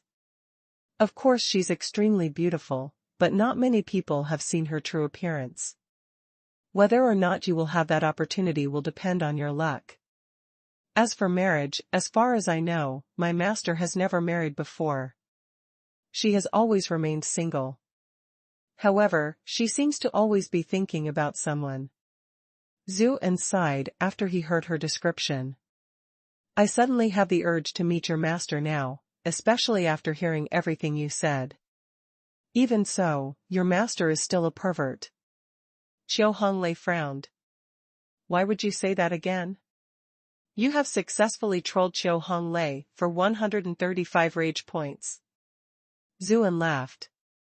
Men aren't the only ones who can be perverts. Why else would she take in a charming, handsome, confident man like me as her disciple? Chiu Hong Lei was momentarily speechless. Meanwhile, on the roof, Solitary Ice sneered. I guess I was too worried. Given this brat's nature, he'll meet a tragic end even without me lifting a finger. Chiu Hong Lei quickly said, there's something I must warn you about. You absolutely cannot let your mouth run in front of my master. Master is extremely strict. She condemns those who violate the sect's rules to execution. If you offend her, I won't be able to save you. Zhu laughed, not seeming to care one whit. He said, don't worry. She might be like that to others, but there's no way she'll treat me like that. Chiu Hong Lei just stared. She didn't even know what to say anymore. Why did he seem in such great need of a good-ass whooping today? Oh, right. How are you related to that Lu Sanyuan fellow? I thought that he was your sect master at first, Zuan asked, curiously. Chiu Hong Lei replied, he is the sect master's junior, as well as my martial uncle. Solitary Ice shook his head. The lady saint really was telling this man everything. Just what did this guy do to make her behave in this fashion? Women are all unreliable. They're usually so cool and elegant, but they go crazy the instant they meet a man they like. I'm going to report this to the sect master once we get back for sure. This woman is going to be the end of us one day. He had to tell his brothers back at the sect to stop their bootlicking as well. The girl of your dreams already has a man. No matter how many more licks you give, you'll get absolutely nothing in return. The two inside continued to chat, oblivious to him and his thoughts. Zhu sighed. What is your sect really called? Why do the people of this world call your sect the devil sect? Do you guys have anything to do with the demon race? He couldn't help but think of Yun Yuqing. If they were related, then they might just all get along. Chiu Hong Lei shook her head. We have nothing to do with the demon race. We call ourselves the Holy Sect, but the people of this world do not understand our philosophy. They often use the name Devil Sect to slander us. Zhu gave a surprised exclamation. Then what is your philosophy? Chiu Hong Lei explained, throughout successive generations, the imperial court has harbored the belief that cultivation is reserved for the rare few who have the talent for it. Once a person becomes a cultivator, they can completely alter their fate and enjoy the glory and splendor offered by the world. However, because the powerful noble clans usually intermarry, their children will always have a higher chance of having a talent for cultivation. If this persists, the chances that anyone of common descent would develop a talent for cultivation will continue to dwindle. The sect master believes that all humans are equal, and that cultivation shouldn't be something enjoyed by the select few, rather, everyone should be granted that right. This is what she has continued to proclaim, and she has never stopped researching ways to allow ordinary people to cultivate. However, the mainstream practitioners within the world of cultivation refuse to accept this, so they view it as an evil and blasphemous path. As she spoke, Chiu Honglei grew more and more fired up, until she was filled with righteous indignation. Zhu En clicked his tongue in amazement. I didn't expect your master to have such a wonderful belief. Chiu Honglei was stunned. She didn't expect him to agree with these beliefs. She grabbed his hand joyfully. Is that really how you feel? You aren't saying it on purpose, just to make me happy, are you? Zhu En's tone grew strange. It really is a noble way of thinking. Why would I lie about that? My master will definitely like you. Chiu Honglei was so happy that she began bouncing up and down like a little child. Zhu En was stunned. He had never seen Chiu Honglei like this before. After all, she always walked around exuding a devastatingly beautiful aura, as though every single man was dancing within the palm of her hand. Only now, did he really get the sense that she was just a young teenage woman. Chiu Honglei suddenly noticed his gaze. What are you looking at? She said awkwardly, her face turning slightly red. I've never seen you so happy before, Zhu En said with a sigh. But of course. It's rare to meet someone who can sympathize with our beliefs. In the past, everyone immediately avoided us after hearing what we had to say. Even if they did say something positive, it was usually because of my appearance, and they would usually say these things just to please me. A field of stars seemed to dance within Chiu Honglei's eyes, flickering with a beautiful radiance. Don't count your chickens before they hatch, Zhu En said, dousing her enthusiasm. Even though this is a noble ideal, you're going against the common belief. There's no way this can end well. After all, they were just kidding themselves. Why did all those cultivators work so hard? It was clearly in pursuit of glory and splendor, power and authority. How could they possibly allow anyone in the world to cultivate? Leaving aside the major clans for a moment, not even ordinary cultivators would agree to such a view. They work so hard to turn their lives around through cultivation, and just as they are about to form their own distinguished clan, you turn around and announce that everyone in the world can cultivate now? It'll feel like a slap to the face. Chiu Honglei's smile slowly faded. I know how difficult this is as well. However, even with that knowledge, we will still forge a path forward. That is the depth of our conviction. Her eyes sparkled, and Zhu En couldn't help but feel a great sense of admiration. Meanwhile, on the rooftop, Solitary Ice sneered. Which one of those who joined their holy sect wasn't full of such idealistic thoughts in the beginning? Unfortunately, ideals alone were worthless. It was common knowledge that the most glorious path in this world was to increase one's strength, grow rich and enjoy life's pleasures. As for the rest of it, that was for the sect master to worry about.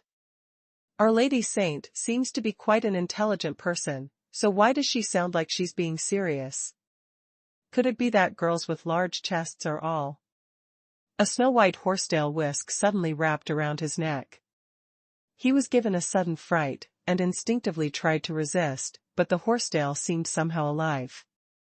It sank its strands into his neck, and the blood within his body was quickly siphoned away through these very strands. The snow-white whisk became bright red. Solitary Ice struggled frantically, but his body swiftly grew weaker. He didn't even have the strength to sound an alarm, let alone put up a struggle. He saw the flesh on his arm wither away at a visible rate, until only a layer of skin left. A sudden horror crept into his soul, but his consciousness had already sunk into darkness. A brief moment later, a seductive Taoist nun appeared on the roof. She put away the horsetail whisk. The color gradually drained out of the whisk, entering her body through the handle. The taste of blood is truly scrumptious. The Taoist nun had an intoxicated look on her face. She looked downwards, a dangerous glint flickering within her eyes. It seems like I've caught a big fish this time. Given his cultivation, Solitary Ice wouldn't have been killed in just a few short seconds if he'd faced off against her directly, even if he was no match for her. If he'd activated his ice key armor, it would have taken the Taoist nun a significant amount of effort to break through it. Unfortunately, most of his attention had been focused on eavesdropping on the conversation happening below him. He was also too overconfident, believing that his senses were so keen that not even the sound of the wind blowing through the grass could escape his detection. He had no idea that a powerful enemy had already crept up on him silently, and he wasn't even granted the slightest opportunity to fight back. Even in the jungle, when two evenly matched vicious beasts fought, the one who was caught off guard would be killed immediately. Who cared whether or not his cultivation was equal to the Taoist nun's? Below them, Chiu Honglei lifted her head in confusion. Solitary Ice, did something happen? Even though Solitary Ice didn't manage to put up any sort of meaningful resistance, his feeble struggle still produced some small bit of sound. Chiu Honglei was also a cultivator, and this sudden disturbance didn't escape her ears. Of course, she didn't think too much of it either, but posed this question casually. After all, it was hard to imagine that one of the glorious solitary eight of the Devil sect could be quietly assassinated. Strangely, there was no reply at all. Chiu Honglei turned to the window in confusion, and called out again. Solitary Ice? The window was suddenly smashed open, and a flash of apricot yellow burst in. A pair of fair-skinned palms flew towards her chest with great force. Chiu Honglei had no time to think. She raised her own palm in front of herself to ward off the blow. The two of them clashed, and she felt as if she had been struck by lightning. Blood sprayed out from her mouth, and her aura immediately weakened considerably. The attacker was, of course, the Taoist nun. She gave a grunt of surprise. As expected, the Lady Saint of the Devil sect has some skill. Even though her tone was full of praise, she didn't stop her assault, but continued to target Chiu Honglei's vitals. It was already a miracle that she had managed to block one attack while caught off guard. There was almost no chance for her to escape the next blow. A hint of despair flashed across Chiu Honglei's eyes when she saw those vicious white hands coming towards her. Her internal ki had been thrown into an absolute mess by the previous strike. Given her cultivation, she'd be able to recover within 3 breaths, but her opponent obviously wasn't going to give her the chance. Another person suddenly appeared in front of her, and a warm arm wrapped around her. We have to go. Zuin used his Grand Gale skill at the crucial moment and rescued her from the deadly situation. The Taoist nun's palm strike lost its intended target, and slammed into the pillar behind the spot where Chiu Honglei had originally been standing. There was no earth-shaking noise. In fact, there was absolutely no sound at all, which was a surprise, given the aggressive momentum of her palm. It seemed an utter contradiction. When she retracted her palm, however, the massive pillar instantly collapsed.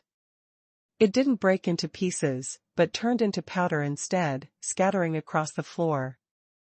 Both Zuin and Chiu Honglei grew pale at the sight of this. Surely they would have been reduced to a puddle of blood if they had been struck by that blow. The two of them finally had a chance to see their attacker. She was a Taoist nun dressed in apricot yellow robes, and holding a horsetail whisk in her hand. She seemed rather ordinary, but gave off a strangely flirtatious aura. Zuin was stunned when he saw her attire. Li Macho? 1. Her dressing and general demeanor was just too similar to Li Macho. However, her beauty was still rather inferior. That Taoist nun didn't press the attack, and looked at Zuin in surprise. What was that you just used? Why is it so fast? Zhu and snorted. Why should I tell you? Why don't you tell me about your palm strike first? The Taoist nun sneered. Damned brat, you're courting death. A palm flew towards them at once. It moved extremely quickly, and almost reached them in an instant. Zhuan cried out in alarm. He quickly used his sunflower phantasm to split into 3 copies, which took off in different directions. The Taoist nun struck one of the afterimages, and her eyes widened further in greater shock. This movement technique. Zhuan didn't dare act carelessly. Carrying Qiu Honglei in his arms, he tried to burst through the doorway. Of course, the Taoist nun had no intention of letting him do as he pleased. With a flick of her horsetail whisk, the strands, which were several feet long, instantly stretched out to become tens of feet long, blocking his path to the door. Startled by this sudden development, Zhu changed directions at once. However, the strands of white horsehair seemed to be alive. They curled and began to wrap around the 2 of them like snakes. Out of the corner of his eyes, Zhu noticed a stray strand brush across a wooden bench.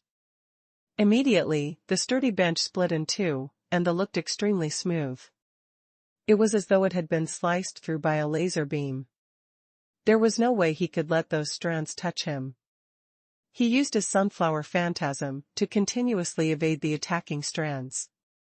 However, the white strands of horsehair seemed to be never-ending. They continued to grow and extend, eventually crisscrossing the entire room like a spider's web. The safe spaces through which he could move grew ever smaller. A cruel smile appeared on that Taoist nun's face, like a cat who had finally cornered a mouse. Kid, you really are quite the surprise. Your cultivation is rather average, yet your movement technique far surpasses that of many master-rank cultivators. I'm growing more and more interested in you. Why are you being so ruthless if you're interested in me? Sweat began to pour from his temples. White strands of horsehair streaked across the entire room. He knew that he was going to be captured in less than half a minute. That Taoist nun beamed and said, "It is precisely because I'm interested in you that I'm taking my time capturing you. I adore young and healthy men like you." A chill ran down Zhu's spine. "Sorry, I don't have any interest in old hags like you," he yelled. "What did you say?" That Taoist nun erupted in fury. She let out a scream, and the threads of her whisk began to move even more aggressively. You have successfully trolled Mosquito Taoist for 678 rage points. Mosquito Taoist? Zhuan was startled when he saw the notification for the rage points. He had been sure that she was a spider type. Unfortunately, the price of angering her was great. The violent strands had blocked off all paths of escape. He could only look on as those threads closed in on him. Qiu Honglei suddenly brought out a lantern, and pale yellow light began to spill out of it. The incoming strands seemed to have been frozen in place. Even though Zhuan had dodged all around the room earlier, he had moved extremely quickly. In reality, not much time had actually passed. Qiu Honglei had finally sorted out her chaotic key. What? The Empress Lantern. The Mosquito Taoist stared at the lantern in her hands, her eyes lighting up with greed. Qiu Honglei was sweating profusely. We need to go now. I can't hold her back much longer. Zhu hurtled around the room with her in his arms, feeling rather indignant. I want to flee as well, but this room is like a bloody spider's cave right now. How the heck are we supposed to escape? The Mosquito Taoist giggled. Your cultivation is too low, so you cannot utilize the lantern's full power. I'll recover soon. When that happens, this lantern will also be mine. She didn't expect her luck to be so good. Earlier in the day, she had run into an ignorant fool outside. Even though he had been rather dumb, he was young and his cultivation was pretty high, which meant he tasted fabulous. The one on the roof had been a little older, which meant that he tasted slightly worse, but his cultivation had been even higher. Her plan was to kill the Lady Saint of the Devil sect, then slowly torture the Phoenix Nirvana Sutra out of Zuan. She never expected to find the Empress Lantern here. Even though it wasn't as powerful as she remembered, this was probably because Qiu Honglei's cultivation was too low. She cackled with glee as she counted out her spoils for the day. I had to keep a low profile all this while because of my reputation, but once I cultivate the Phoenix Nirvana Sutra and obtain the Empress Lantern, who else will be able to do anything to me? Don't be scared, I'll make sure you die a painless death. I like the blood of healthy, strong men the most, but you're such a pretty young woman, and even I can't resist having a taste. I'll have to remove your skin as well. You have such perfect skin and a gorgeous face, so it's a huge waste to turn you into a dried corpse. He, the mosquito Taoist licked her red lips and cackled in a terrifying manner. Qiu Honglei was the Lady Saint of the Devil sect, and had seen all kinds of brutality before. However, this woman in front of her was just too weird. If she let this nun kill her, she would be flayed, and would not be able to rest in peace. She shuddered in fear. Zuan also felt a chill run through him as well. This thing was named Mosquito Taoist and not Taoist was she some sort of mosquito monster? Mosquitoes drink blood. Wouldn't a mosquito of this size easily suck us dry? The effects of Qiu Honglei's lantern grew weaker, and the Taoist nun began to inch towards them. The two of them were horrified. In the face of such absolute strength, they were, for the moment, out of ideas. Zuan's gaze swept across an oil lamp on a side table. He picked it up and poured the oil onto those threads, then threw the lantern at those threads. With a loud boom, the threads burst into flame, the tongues of fire shooting quickly along the threads. The mosquito Taoist let out a terrified cry and frantically retracted her horsetail whisk. Under normal circumstances, not even the flames of fire element cultivators could reach her agile whisk. Unfortunately, she was still under the effects of the pale yellow light, and her movements were sluggish, which was why it burned so badly. Zuan used this chance to crash through the door beside him. What happened? The activity had finally alarmed the other members of the Solitary Eight, and they rushed over, drawn by the noise. Fury consumed them when they saw Qiu Honglei lying in Zuan's embrace, offering no resistance. Damned brat, where do you think you're going? Release our Lady Saint at once. You have successfully trolled the Solitary Eight for 555. 555. 555. Seeing them rushing at him, Zuan was both panicked and furious. Are you all fucking blind? Can't you see what is going on? All of them were stunned. They had never seen a criminal go so off-script before. They were just about to move against him when a Taoist rushed out from inside the room. A number of holes had been burned into the mosquito Taoist's horsetail whisk, and the white threads had been charred black. A burnt smell wafted through the air. Even her apricot yellow Taoist robes bore traces of fire damage, large holes exposing the skin underneath and drawing the eyes of all the men. Even though this woman wasn't as pretty as their Lady Saint, her body still held some unique charm of its own. The mosquito Taoist had leapt out in pursuit of Zuan and Qiu Honglei, but she frowned when she saw how many others were also present. For the moment, it seemed better not to act rashly. Zuan and Qiu Honglei faced off against her, but were afraid of provoking her further. A strange state of silence fell across the scene. At that moment, something black and charred rolled down from the roof and landed with a thump. All of them jumped in fright. Solitary Wind, who was closest to the object, gave it a look. Why is there a dried-up corpse here? His clothes look a bit familiar. A scream quickly followed. It's Solitary Ice. Even though it was a desiccated corpse, she could still vaguely tell who he was, given the clothes and general appearance. The others were all shaken. Qiu Honglei immediately cried out, "She's the killer." She finally realized why Solitary Ice hadn't answered her when she called out earlier. and why solitary ice hadn't entered to help even when the fight broke out inside. After all, he was the one who was in charge of keeping watch on the roof. Zhu glanced at the mummified remains and swallowed hard. He had expected that, since she was a mosquito monster, she would drain blood and consume much more than an ordinary mosquito. However, he never expected that she would consume so much that even someone like solitary ice would be instantly turned into a withered husk. While they were still processing the shock from solitary ice's tragic death, the mosquito Taoist suddenly moved. The horsetail whisk in her hands flicked out at solitary fire, who was closest to her. Solitary fire couldn't produce his key armor in time. The impact caused a fountain of blood to spray out of his mouth as he was sent flying, crashing into a nearby house. The mosquito Taoist clearly did not appreciate being burned. She had chosen to deal with solitary fire first, in order to avoid history repeating itself. She flickered, and instantly appeared next to solitary water. Even though the water element was comparatively weaker in terms of offense, it was strong in providing healing.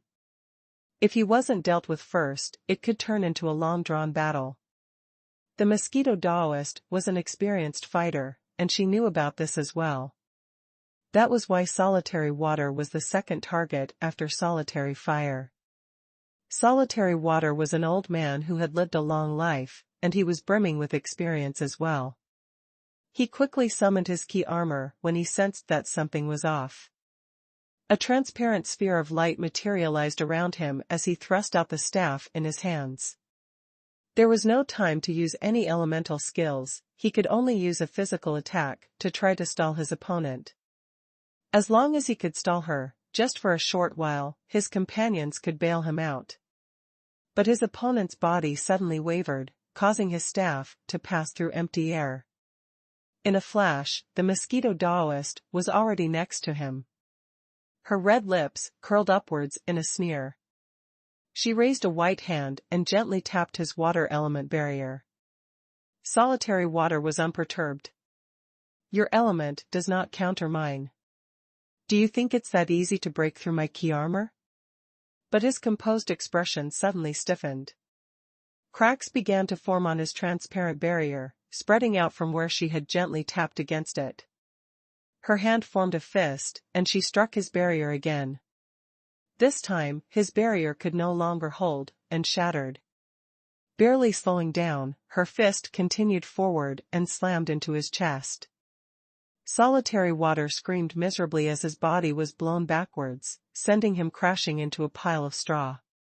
Fortunately, his barrier had absorbed a portion of the power of her blow, or he might have been slain on the spot.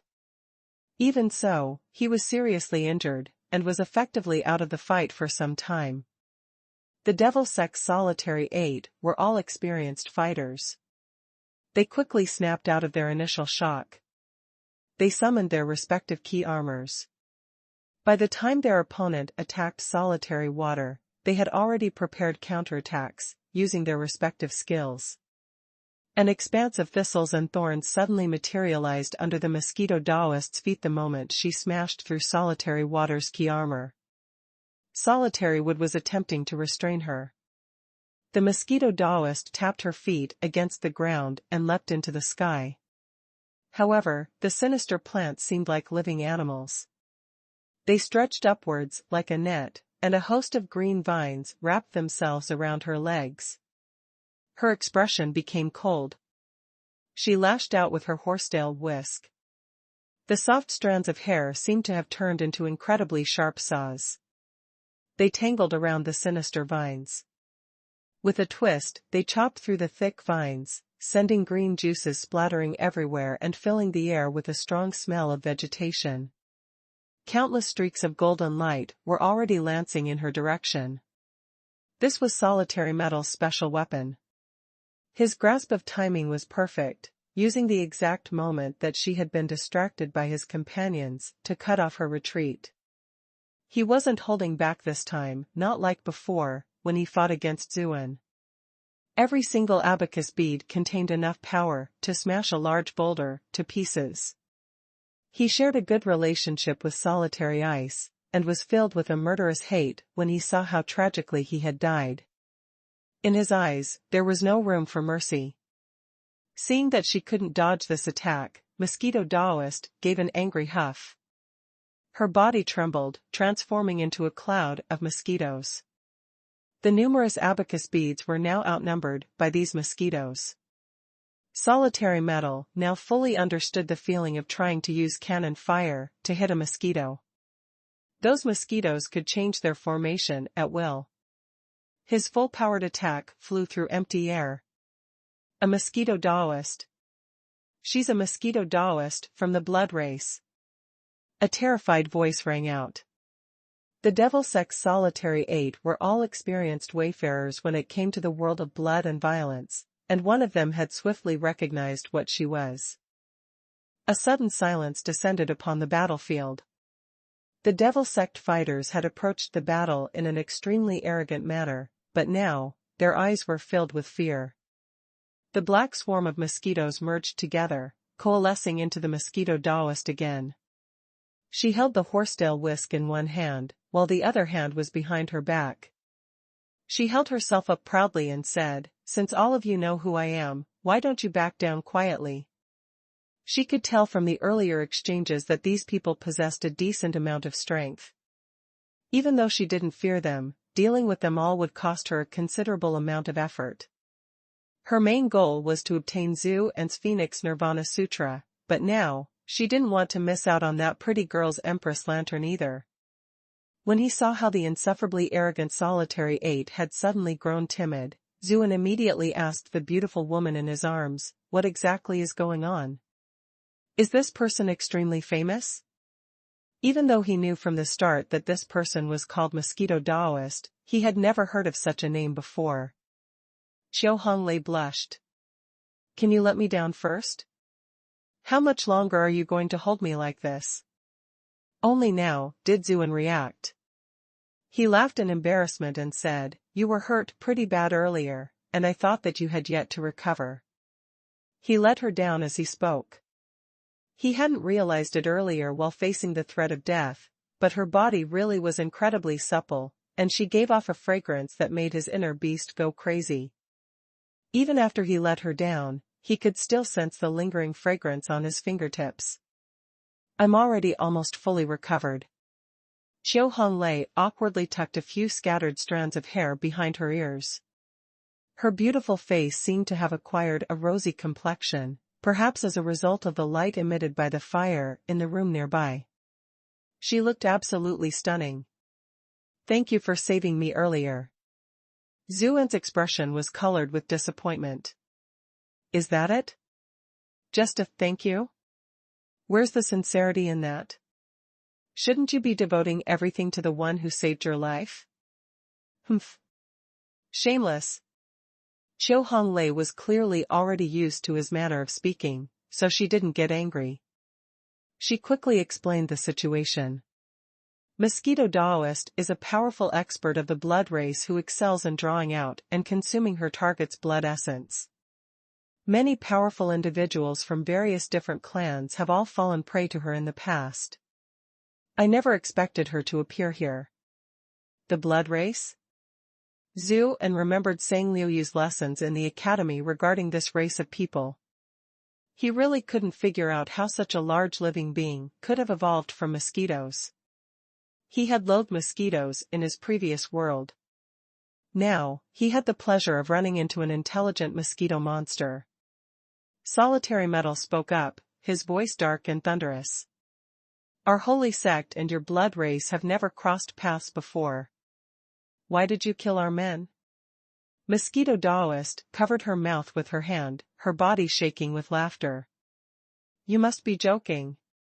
I've always done whatever I wished, and killed whoever I wished to kill. Why do I need to explain anything to you all? Get out of my sight, if you know what's best for you. If not, then I don't mind sucking a few more people dry." The remaining members of the Solitary 8 instinctively took a step back when they heard her words, clearly frightened by her vicious reputation. They had witnessed how easily she had taken out Solitary Fire, crushed Solitary Water's key armor, and neutralized their attacks, and concluded that her cultivation was at least at the master rank. Having now discovered who she was, and knowing the various rumors about her, they became even more fearful. Chiu Honglei spoke up at this time. "Aren't you just after the Phoenix Nirvana Sutra? Our sect master has demanded that it be brought back to the sect, so there is no way we will hand it over to you."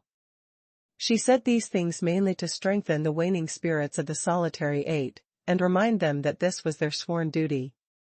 The members of the Solitary Eight were startled. Only now did they truly remember that they had dedicated their lives to this mission. It was one thing to be defeated by a stronger opponent, but if they lost Zuan because they surrendered in a cowardly manner, then only cruelty and torture awaited them back in the sect. Chiu Honglei continued on. "In any case, I don't believe that you really can do whatever you want. Otherwise, you wouldn't have been constantly pursued and forced to remain low profile for so many years." Zuan was rather amazed. She fully deserved her reputation as the Immortal Abode's courtesan queen, which she had held for so many days. She managed to completely transform the mood and boost the confidence of her allies with just a few words. "She's almost as good as I am." The mosquito Taoist was furious. "You annoying bitch, I detested you from the moment I first set my eyes on you. Die." As soon as the words left her mouth, she launched herself at Chiu Honglei, intent on killing her. The remaining members of the Solitary Eight were fully prepared. With a flick of her fan, Solitary Wind sent out a gust of wind, pushing Chiu Honglei and Zuan away. Several tornadoes quickly surrounded their attacker. Mosquito Taoist narrowed her eyes. She brandished the horsetail whisk and swung it about a few times to forcibly destroy those tornadoes. However, Solitary Wind's attack still managed to shave off a portion of her momentum. With a roar, Solitary Lightning smashed her massive hammer down on her. Lightning swirled around the hammer, and it was easy to imagine just how much power was contained in this savage blow. Not even Mosquito Taoist dared to face such a ferocious attack directly. With a snap of her wrist, the horsetail whisk wrapped around the shaft of Solitary Lightning's hammer, using a firm, flexible force of her own to deflect the power of the blow to the side.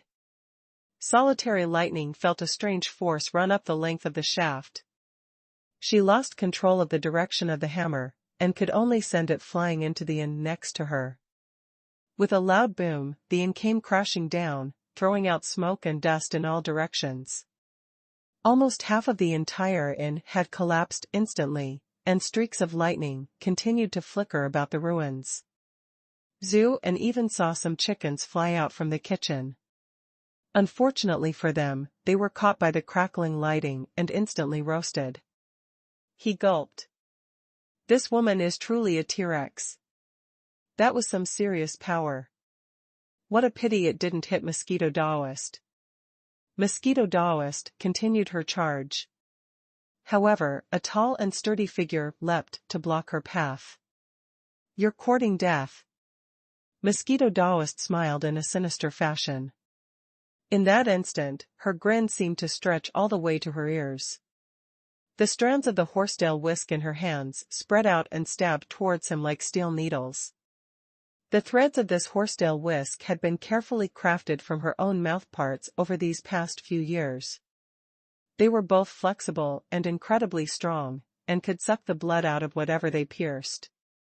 Even an elephant would be sucked dry in a few short breaths, as long as they penetrated its body, let alone a single human male.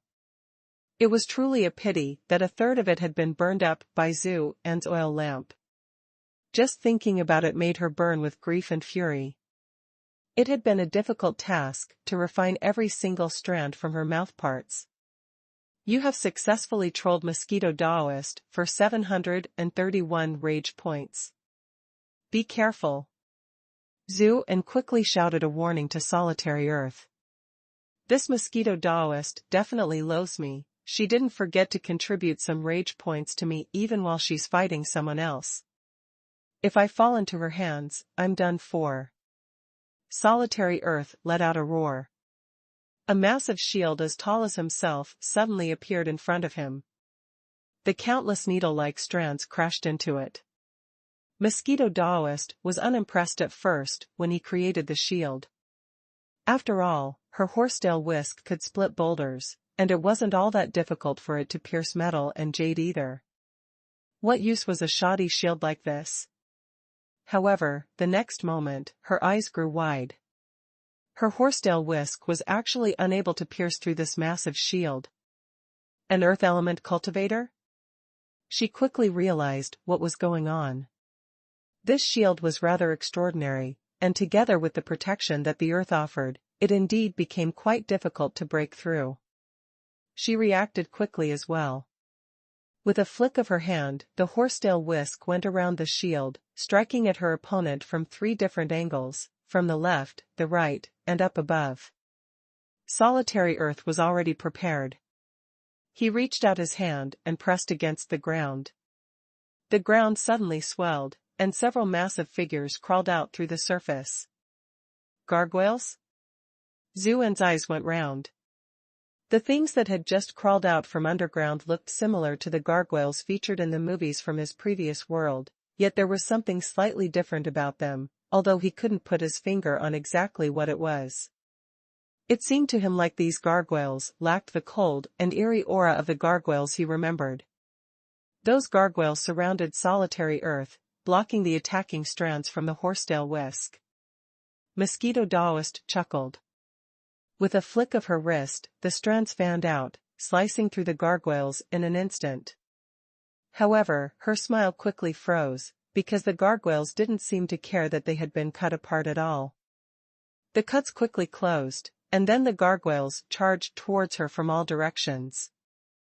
Despite their clumsy appearance, the gargoyles were actually quite agile. They closed the distance in the blink of an eye, reaching out their claws to grab Mosquito Daoist.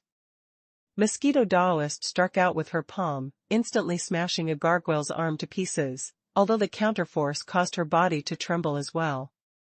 She knew that facing off against these giant statues wasn't a sensible choice. After all, her opponent could continue to make more of them.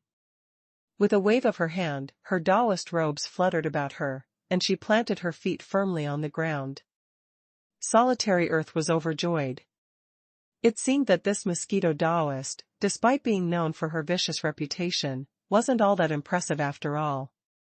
He ordered the gargoyles to surround her. The gargoyles grabbed a hold of Mosquito Daoist's arms and legs, then pulled with all their strength. Mosquito Daoist's frail-looking body was instantly ripped to pieces. Everyone on the battlefield was stunned, and even Solitary Earth was stupefied. He hadn't expected that the renowned Mosquito Daoist would be killed so easily. Was this a clone? Suddenly, the mutilated corpse of the Mosquito Daoist transformed into a swarm of black mosquitoes, which then flew around the gargoyles. "Be careful!" Cries of alarm sounded from Solitary Earth's companions. Solitary Earth knew that the situation was dire. He quickly dodged to the side, but Mosquito Daoist just happened to be right there. A fair-skinned hand struck him silently. His key armor only managed to last a few short seconds before shattering. The fair, white hand drove straight in and slammed against his right side. Solitary Earth felt as if he had been struck by lightning. His body was flung backwards like a leaky sandbag. More than half of his ribs had been broken, and he suffered severe internal injuries as well. His ki was thrown into an absolute mess. There was no way he could fight again. Mosquito Daoist seemed surprised.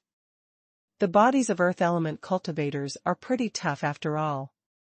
She was clearly surprised that Solitary Earth had only been seriously injured, and hadn't been killed straight away. The rest of them finally realized what had just happened. Mosquito Daoist had used mosquitoes to create a clone, baiting in those gargoyles. Meanwhile, her real body had crept up to Solitary Earth's side in order to ambush him. This woman was just too cunning, and it seemed almost impossible to be completely prepared for her attacks. No one else wanted to give her another opportunity to try something. They converged on her at once. Solitary would spread his hands out, and green leaves showered down on Mosquito Daoist like a rain of arrows. With a snort, Mosquito Daoist flung her the wide sleeves of her Daoist robe outwards, sucking in all the green leaves flying towards her. Then, she leapt viciously towards Solitary Wood. She was just too fast for him. There was no way Solitary Wood could evade in time. Mosquito Daoist's fingers suddenly lengthened and became incredibly sharp. They stabbed straight into his chest, and she seemed about to rip his heart out. Suddenly, she frowned. Solitary Wood had turned into a block of wood. Meanwhile, his actual body had already retreated a fair distance away. His face, which had previously given off a faint green glow, was now incredibly pale. That last blow had definitely terrified him. Wood illusion technique? Mosquito Daoist had a wealth of experience and knowledge, and she quickly put together what had just happened. At that instant, Solitary Wind's attack arrived. A myriad of wind blades swept over, each blade more than 10 meters in length, flying towards their target with incredible, terrifying power. Mosquito Daoist didn't face it head-on, instead turning into a swarm of black mosquitoes to evade this attack. The blades were too large, which made it hard for them to harm those small mosquitoes. "I've made you wait for quite a while." Solitary Lightning suddenly charged out of the ruins of the inn, flinging her hammer into the air. It fired off countless streaks of radiant lightning, trapping the fleeing mosquitoes in an electric field. "Ah!" Mosquito Daoist screamed bitterly. She could evade most physical attacks by changing into mosquito form. Even if she encountered a stronger opponent, she could live to fight another day as long as a single mosquito escaped. However, an electrical field such as this one was her natural counter. Electricity arced through the sky, scorching the mosquitoes, no matter how many there were. A burnt smell spread through the air. A large amount of the mosquitoes had been electrocuted by the arcing lightning. Zuin swallowed as he took in this scene. Why does this remind me of those UV mosquito-killing lamps? Mosquito Daoist no longer dared to remain in her mosquito form, and quickly reverted to her Daoist nun form. However, she had lost her previous confident and domineering stance. Her face was covered in a patchwork of black charring.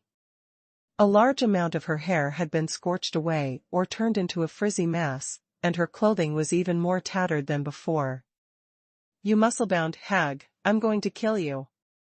Mosquito Daoist stared balefully at Solitary Lightning.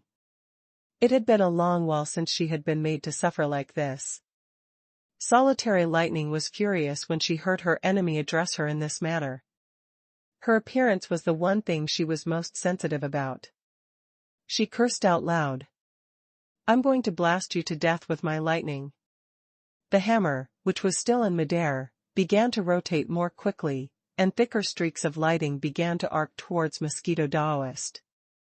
Mosquito Daoist spread out her arms, her loose Daoist robes fluttering about behind her. She took a deep breath and opened her mouth wide, sending out a blast of energy that created visible ripples in the air in front of her. The thick streak of lightning arcing towards her from above was deflected by this invisible ripple, and the air was filled with an unbearably loud buzzing sound. This was a sound that everyone was familiar with, the sound mosquitoes made during the summer. However, it was now amplified many, many times. All those present clutched their ears in pain. Several of them even fell to the ground and began to roll around in pain. Zuin found it the hardest to endure. After all, his cultivation was the lowest out of them all, and it was extremely hard for him to protect himself against this sort of sound wave attack. Qiu Honglei noticed this, and grabbed his hand. She transmitted a gentle aura through her hand to help strengthen his defenses against this tortuous sound. However, she wasn't all that better off herself. Her beautiful brows were knotted together tightly, and her exquisite face was twisted in pain. Mosquito Daoist smiled when she saw the pained expressions of all those around her. She began to walk towards Zuin and Qiu Honglei. She hadn't used this move at the start because this technique was quite exhausting to use, and she couldn't use it carelessly. In addition to that, the technique also easily alerted distant enemies. She had grown accustomed to keeping a low profile these years, hiding in the shadows and ambushing her targets. She did her best not to alert others of her existence, knowing that it could spell disaster if she ended up provoking a truly formidable figure. However, she couldn't be bothered with all of that now.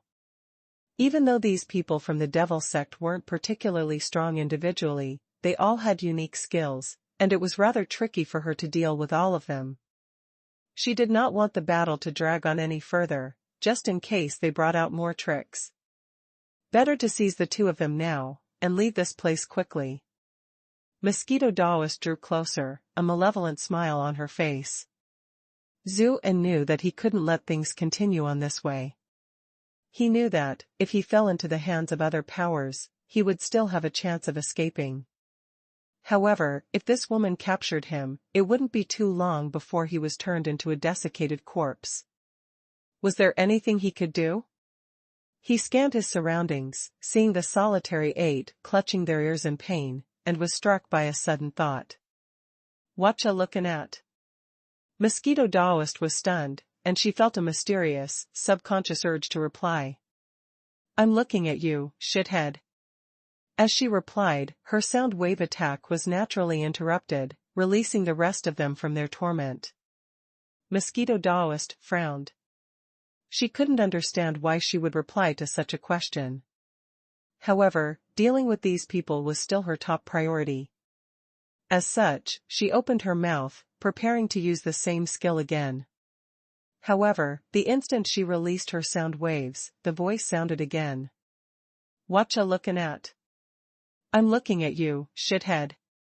Mosquito Daoist replied again. You have successfully trolled Mosquito Daoist for 444 rage points. She was struck completely dumb. Once might have been a coincidence, but 2 times? She suddenly looked over at Zhu En. Are you from the dragon race? She knew of the power of the dragon race's soul speak ability. Now that you know, why don't you just back down quietly? Bracing himself, Zhu En stuck out his chest. He was going to bluff his way through this situation by banking on the formidable reputation of the dragon race. The last thing he expected was for Mosquito Daoist's eyes to light up in sudden excitement. I've never had a chance to feast on a dragon's blood essence. I've really stumbled upon a delicacy today. With that, she pounced at him.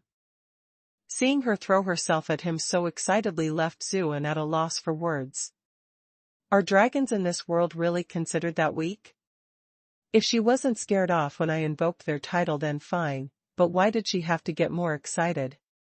He grew suspicious of just what sort of status dragons held in this world. However, it wasn't the right time to think about these things right now. He pushed Xiao Honglei away as his opponent rushed right at him, and he himself dodged in the other direction. Mosquito Daoist had already witnessed his eccentric movement technique earlier, so she wasn't surprised that he evaded her attack, especially since she wasn't going all out. As he slipped away, she calmly continued her pursuit, trying to grab a hold of him. Zhu En used his sunflower phantasm several times. Even though he could evade her attacks for now, he couldn't break free from her. His opponent stuck to him doggedly, almost always remaining within 3 feet of him. Several times, he was almost seized by her sharp fingernails, which caused Zhu En to break into cold sweat. Of course, his opponent's cultivation was much higher than his, after all, and she had dominated the murky underworld for many years. Her combat experience and uncanny vision were both outstanding. She continued to pressure him with her series of planned attacks, and it was getting harder and harder for him to evade. I've caught you. Mosquito Daoist smiled flirtatiously, swiftly clawing at his shoulder with a single hand. This was precisely the moment that Zhu En was powerless, the split second between 2 different moves. There was no chance of him evading this attack. Just as he was secretly cursing inside, a longsword flew out, perfectly intercepting this deadly strike. "You vixen, I'll kill you." Mosquito Daoist's eyes widened as she glared at Chiu Honglei, screaming in unfettered rage. She had finally pressured Zhu and enough that an opportunity had opened up, yet this woman had stepped in and ruined all of her plans.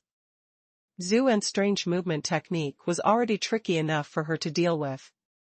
It would be difficult to work another opening and capture him if he got away this time. The more she thought about this, the stronger her hatred burned. She struck out to kill. She had still been holding back a little when up against Zhu En earlier, because he possessed the Phoenix Nirvana Sutra, but Chiu Honglei was an entirely different story. She only needed her Empress Lantern. As for Chiu Honglei herself, it was all the same to her whether she lived or died. Moreover, she had a deep hatred for women who were prettier than her. Mosquito Daoist felt her rage burn within her each time she saw Chiu Honglei's devastatingly beautiful face, and each time she saw the infatuation and adoration in the eyes of all the men who looked at her. Not only did she want to kill her, she wanted to peel off her skin. Let's see how she'll be able to seduce a man then. Chiu Honglei was horrified by this ruthless attack. She quickly raised her sword in defense, pushing her sword art to the fullest extent. Unfortunately, the difference between their cultivation ranks was just too great. Mosquito Daoist's hand stabbed straight through the web of sword slashes, and snapped her longsword with a simple flick of her wrist. Her palm morphed into a claw, stretching towards Chiu Honglei's face. She wanted to tear off that disgustingly beautiful face, starting from the top of her head. As her sword snapped, Chiu Honglei's ki was thrown into chaos, and she couldn't muster any strength to defend herself. Her mind went completely blank as she stared at the cold glint of those long fingernails. She seemed to have already sensed her inevitable death. In that instant, a figure leaped in front of her and wrapped her in his arms, using his back to defend against the vicious claw. PSSHHH. Even though Zhu En's body had been reforged twice by the Primordial Origin Sutra, it was still easily ripped apart by Mosquito Daoist's razor-sharp fingernails. They slashed open 5 bloody grooves on his back. Mosquito Daoist was momentarily stunned, then roared in fury. "You bastard, you'd throw away your own life for her sake?" As a woman, she had never met any man who would do the same for her. That was why seeing another woman be blessed in such a way filled her with immeasurable rage. You have successfully trolled Mosquito Daoist for 1024 rage points. Zhu En wouldn't really go that far for another girl, but he keenly sensed that Mosquito Daoist had attacked Chiu Honglei with a much stronger intent to kill, when compared to her attacks against him. He quickly recognized that she was after the Phoenix Nirvana Sutra, which was why she wouldn't kill him immediately. It was because of this, and the toughness of his body, that he chose to block this lethal attack for Chiu Honglei. Of course, since she was being such a great wingman, there was no way he would give up a chance to win some affection. He immediately looked deeply into Chiu Honglei's eyes and said, "Of course. If she dies, then there won't be any point in living." Azu. Tears immediately welled up within Chiu Honglei's eyes. She had already grown numb to the hypocritical flattery of the men within the holy sect and the immortal abode, and had never believed any of them.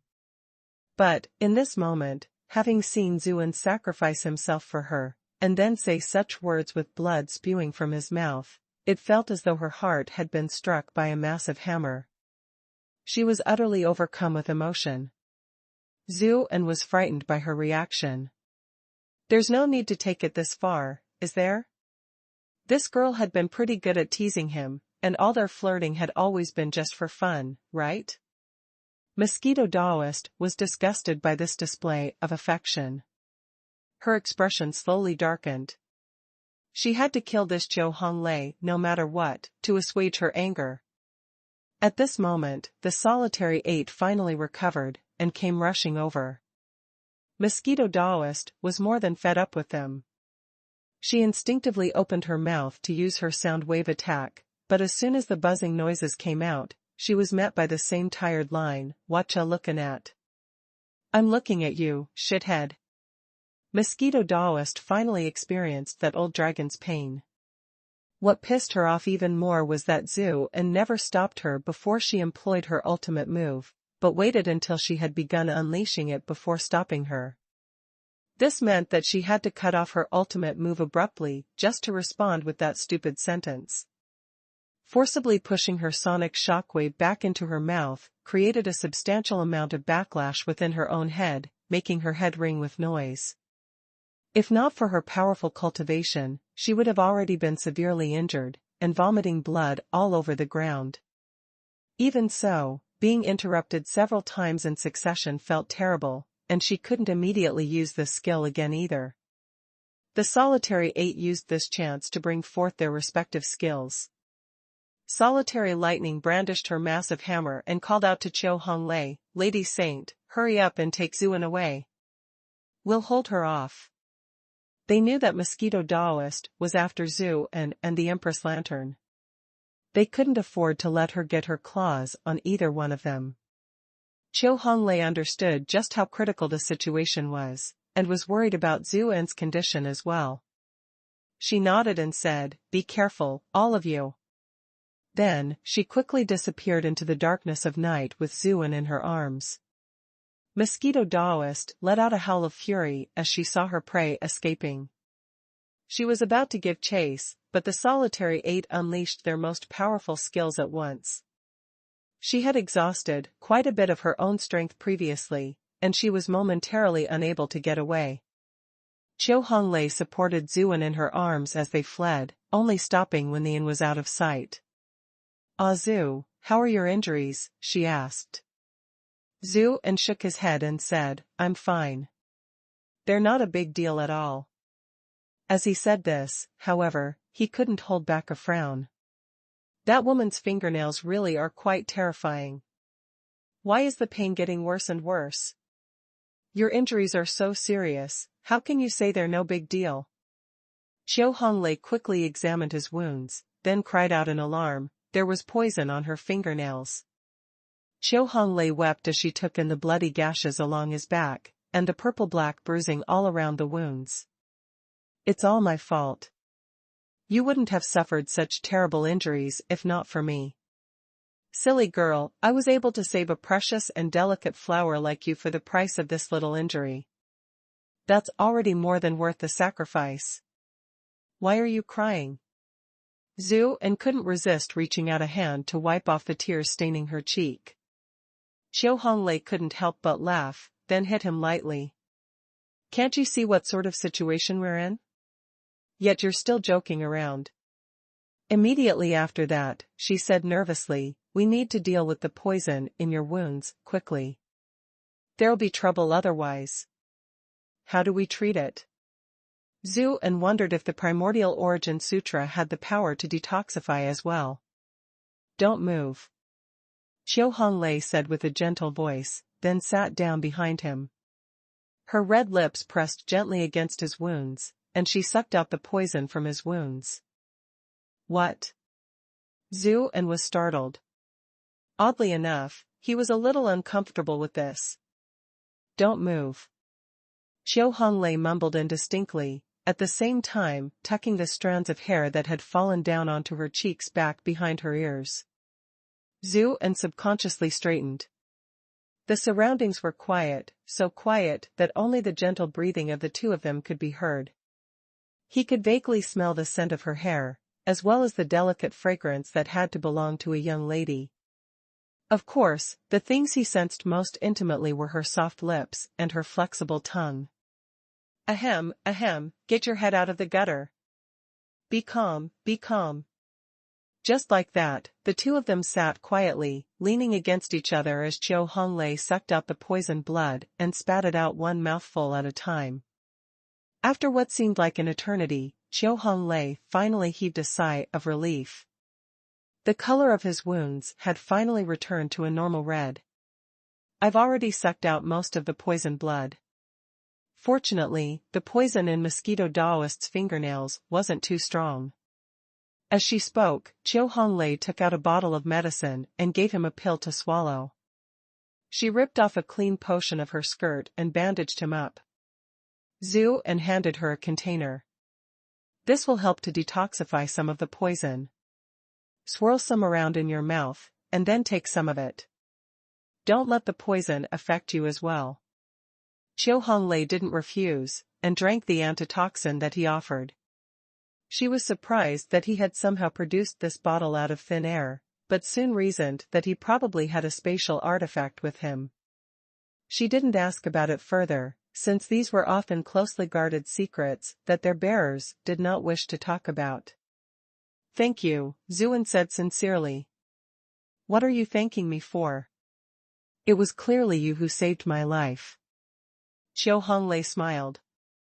Compared to the perfectly practiced smile she showed others, her expression right now was much warmer. You saved my life too. Zhu and also smiled. If you hadn't sucked out the poison from my wounds, it would have spread quickly and killed me. Qiu Honglei gave him a blank look.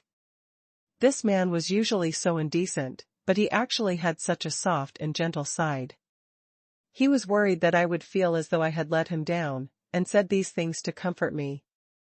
But how could he equate the two deeds?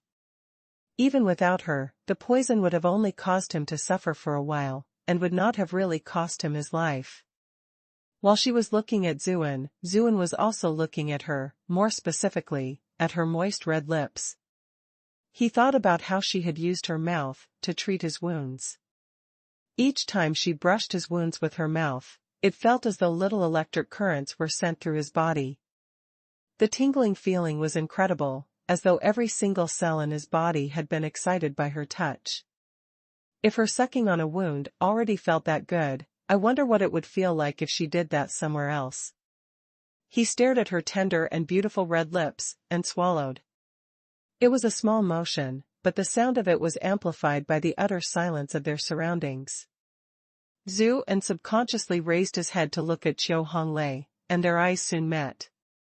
Qiu Honglei's face turned red. Pervert. She turned away in embarrassment. Zhu and could not believe it. He immediately cried out in injustice, am I a pervert just because I swallowed my saliva? I think you're the one who misunderstood me. Qiu Honglei snorted. You're well aware of what kind of nonsense goes through your own head. Zuan stared at her, speechless.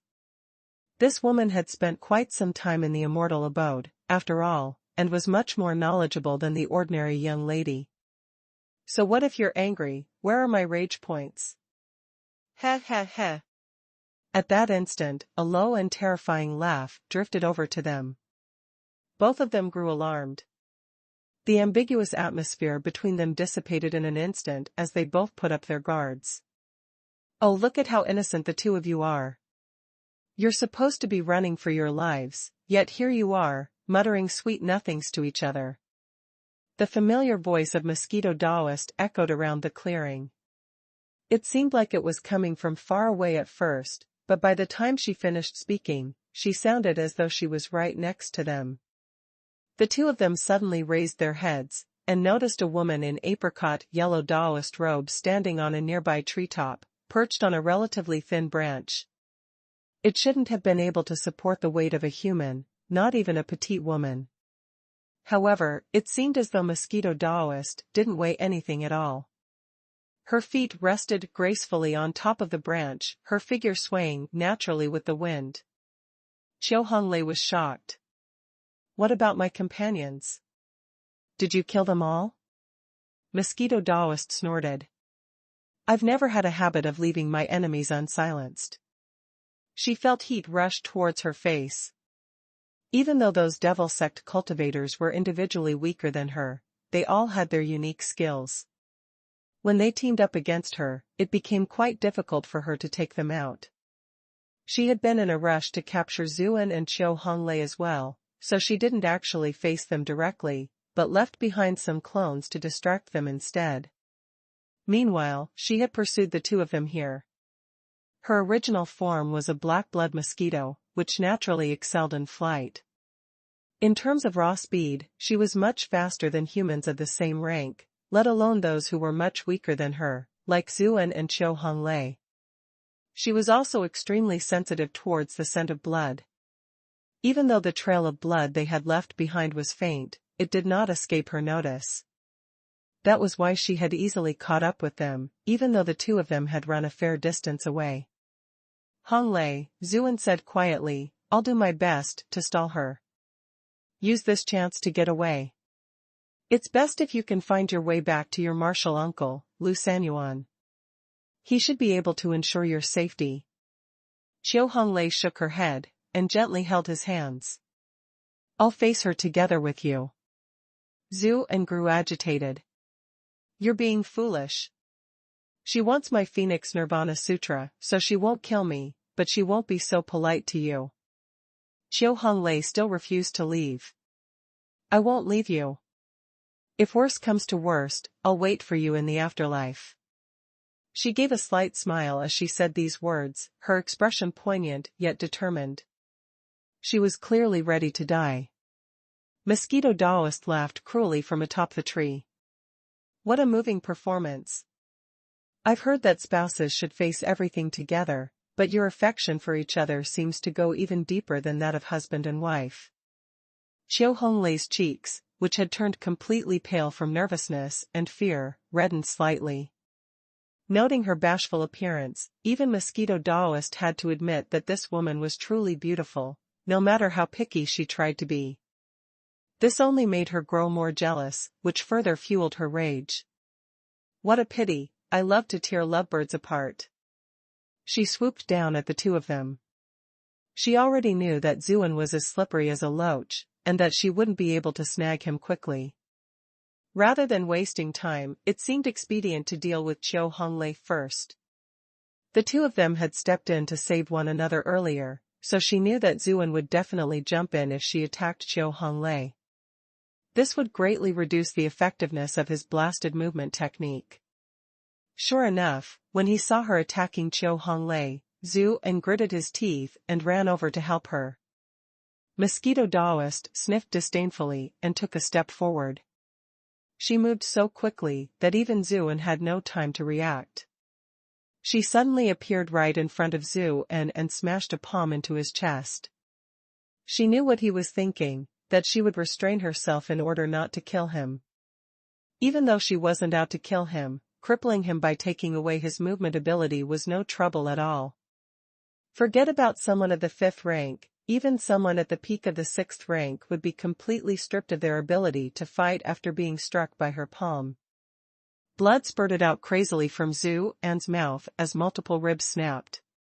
However, the Primordial Origin Sutra quickly did its job and repaired his injuries. Mosquito Daoist didn't spare him another look, and pressed her attack against Chiu Honglei. Azu! Chiu Honglei screamed in horror. However, she couldn't afford to be distracted right now. She quickly took out the Empress Lantern. The pale yellow light surrounded Mosquito Daoist and substantially slowed her movements. Mosquito Daoist didn't panic. Humph, your cultivation is too low. You cannot harness the lantern's full power. The lantern had been most effective the first time she used it. At this time, the power of the lantern seemed to have weakened greatly. It wasn't able to completely immobilize Mosquito Daoist, but only slowed her movements. In this way, Chiu Honglei was just barely able to keep up with her speed, and the two of them exchanged several blows. Even though that lantern had slowed her movements, it couldn't weaken her keen vision or dull her combat experience. In a matter of seconds, Mosquito Daoist seized an opening and struck her shoulder with her palm. Chiu Honglei shrieked in agony as she was sent flying. Mosquito Daoist was just about to take her life when Zuan's voice came from off to the side. Did you ask for my permission before touching my woman? Zuan spat out the blood that had accumulated in his mouth as he slowly stood up from the ground. Even though he was shaking a little, he seemed to possess a resolute strength. How are you still able to stand up? Mosquito Daoist was shocked. She was very clear about the strength behind her earlier strike, and knew that it should have rendered her opponent unable to continue fighting. Zuan wiped away the blood at the corners of his lips. He chuckled and said, why wouldn't a real man be able to stand up again?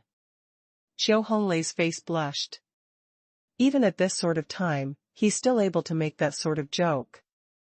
She suddenly recalled him calling her his woman earlier, and her heart rate inexplicably quickened. She snorted inwardly.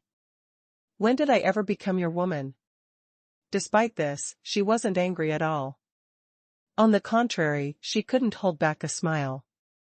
Mosquito Daoist snorted. Let's see how many times you can stand back up. She rushed at Zuan. Her main objective was still to obtain the Phoenix Nirvana Sutra, and she was worried that he might somehow slip through her fingers and escape, now that he had stood back up. After all, even the closest of couples might declare that they would fight and die together, but when the threat of death reared its ugly head, they could easily have second thoughts. She didn't dare to take that risk, and decided to capture him first. Seeing her coming towards him, Zuan used a sunflower phantasm and moved in to engage her, wanting to create an opportunity to stab her with his poisonous prick. He was seriously injured right now, which meant that the Phoenix Nirvana Sutra's strengthening effects had kicked in. It was still possible that he could fashion an opening. He didn't dare bring out the dagger now, in case his opponent noticed something amiss and put up her guard. He bided his time, waiting for an opportunity to present itself.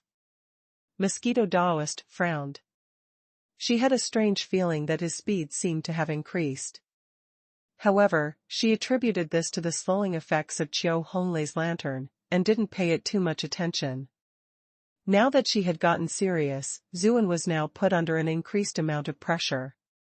Even though his speed and power had been greatly enhanced, the difference in their strength was still too great. Not only was he unable to hurt her, he could barely fend off her attacks. He couldn't help but chastise Chiu Honglei. Silly girl, why are you staring stupidly? Use your lantern. Oh, right, Chiu Honglei's face went red. She seemed to have only just woken up from her daze. She quickly shone her lantern over at them. Zuan was incredulous. Don't aim that shit at me. When the pale yellow radiance covered him, he finally experienced what everyone else had been subjected to. His body immediately felt much heavier. Chiu Honglei's face grew warm. I didn't do it on purpose. She quickly aimed the beam of light at Mosquito Daoist. Zuan's request was actually a rather difficult one, because her lantern's radiance affected a large area, and it wasn't easy to exclude Zuan from its effects. However, she possessed a sharp mind, and quickly discovered a workaround, using her hand and her clothes to block off some of the light. Even though this severely reduced the amount of light shining on the battlefield, it became easier to control where the beam went. Mosquito Daoist was clearly unhappy with this new development. Even though she was fast, whenever the beam of yellow light landed on her body, her movement speed was significantly affected. Because of this, Zuan almost managed to injure her several times. Fury bubbled within her heart. Both of these kids had cultivations that were much weaker than her own, yet it seemed like everyone had special abilities these days, constantly tripping her up and preventing her from steamrolling them like she had planned. Several times, she thought about turning around to deal with Chiu Honglei, but Zuan doggedly kept her from doing so.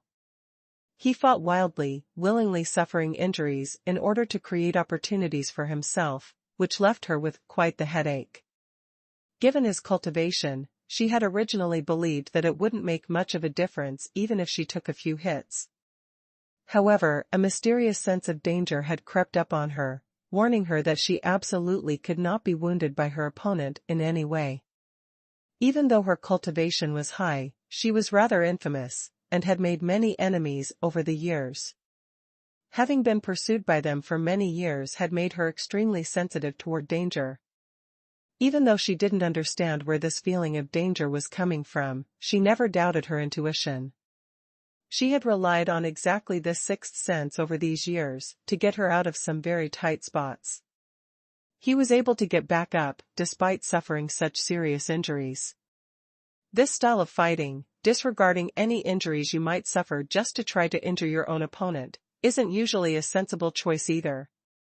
His constitution must be quite special. She turned this over in her mind, and could only come up with this one conclusion. The sudden increase in his speed and power had to be due to the Phoenix Nirvana Sutra as well. It really was worthy of being a legendary technique. Now that she thought about it, she wanted it even more. She had to deal with Zuin first. Compared to the Phoenix Nirvana Sutra, the Empress Lantern didn't seem nearly as important. Now that she was going all out, Zuin was hard-pressed to hold it together, even with the help of the mystical lantern's light. His body was struck several times in quick succession by the horsetail whisk. Her horsetail whisk looked soft and gentle, but every single strand of it felt like sharp steel wire when they lashed against his body. They lacerated his flesh, opening up deep wounds. If it wasn't for his special constitution, he would have already been diced into little chunks. "You little bastard, I'll give you credit for lasting this long with just 5 ranks of cultivation. However, this game ends here." Mosquito Daoist crouched down, and then she tore up an absolutely massive chunk of earth. The massive chunk of earth perfectly blocked off the light from Qiu Honglei's lantern. Qiu Honglei was stunned. This mosquito monster wasn't an earth element cultivator. Why was she able to control the earth? She thought about it a little more, and finally understood what had happened. Mosquito Daoist had always been moving around the same area. She thought that she had been busy attacking Zuin, but she must have been using her movements to wear down the earth beneath her as well. That was a terrifying level of skill to have. After all, she had to carve out the outline of this chunk of earth while ensuring that the surface remained in one piece. Only then would she have been able to lift it up as a single mass and block her lantern's light. Qiu Honglei didn't have time to admire her strategy. The only thing that filled her mind was worry over Zhu and safety. Zhu. Now that she wasn't restrained by the lantern's radiance, Mosquito Daoist's speed suddenly increased several-fold. She reached a hand towards Zuin's shoulder. Startled, Zuin frantically shouted, "Whatcha lookin' at?" "I'm looking at you, shithead." Mosquito Daoist replied, causing her to lose her focus for a split second. Zuin immediately used Grand Gale to blink a large distance away. Mosquito Daoist could not believe what had just happened. "You have successfully trolled Mosquito Daoist of 251 rage points." Despite her anger, she felt a grudging sense of admiration. Despite having a rather ordinary level of cultivation, his combat sense and techniques were top-notch, far superior even to those of some well-known experts. She felt an even stronger need to kill him. This kid was already like this at just the 5th rank. What would happen once he actually matured? Her thoughts were racing quickly through her mind, but it did not slow down her attacks. With a flick of her hand, the strands of her horsetail whisk extended again. She had already witnessed his instantaneous movement technique, so there was no way she would be caught completely off guard again. Zuin teleported again, but, to his horror, he was already surrounded by whisk strands. It was as if his opponent had already anticipated that he would dodge in this direction. The horsetail whisk wrapped around him in the blink of an eye, the ends of its strands looking like straws as they stabbed towards his face. Mosquito Daoist had clearly had enough of his never-ending tricks. She decided to suck out a portion of his blood and completely cripple his movements first. She had confidence in her ability to hold back. She could cripple him without taking his life. As he saw the strands approach his face, Zuin recalled Solitary Ice's mummified appearance, and couldn't help but panic. He had enjoyed Qiu Honglei sucking on him earlier, but there was no way he was going to let this woman have a go. Just as he was about to bring out his final trump card, a burst of black flame flew through the air, setting the incoming strands on fire. Those black flames behaved extremely strangely. They instantly raced upwards along the whisk strands, heading towards Mosquito Daoist at incredible speed. "Ah!" Mosquito Daoist let out a horrifying shriek. She quickly retracted her horsetail whisk and frantically tried to put out the fire. Given her cultivation, there was no way she could be injured by these flames, but it was a different story when it came to her horsetail whisk. A good chunk of it had already been burned off by Zhu and earlier while they were at the inn, and another half had just been burned away by these strange flames. Her horsetail whisk was now a sorry, barren thing, with just about a quarter of the original threads hanging loosely from the handle. She whipped around in anger. "Show yourself." She froze almost immediately, swallowing subconsciously. So big. Her eyes lowered towards her own chest, and she was overwhelmed by an intense feeling of inferiority. Big man. Zuan was overjoyed to see her enchanting figure. Unexpectedly, Pei Mianman herself expressed no joy at all. She watched as Qiu Honglei ran towards Zuan with a face full of worry, then sneered and said, "All the way here, we worried about you constantly, but it seems you were actually enjoying yourself with another woman." Zuan scratched his head and gave an embarrassed laugh. He muttered quietly, "It really was pretty dangerous over here, you know." Qiu Honglei, who had been flying towards him, stopped when she noticed what was going on. She heaved a sigh of relief when she saw that Zuan was all right, but still felt extremely embarrassed when she recalled Pei Mianman's words. Despite that, she recovered quickly as well. She laughed and said, "Ah Zhu, is this lady your wife, first Miss Chu?" Zhu and had no idea what to say. Pei Mianman simmered with fury. Clearly, this woman was deliberately mocking her for getting jealous even though she wasn't Zuan's wife. "I'm Qian's good friend. What's wrong about lending her husband a helping hand?"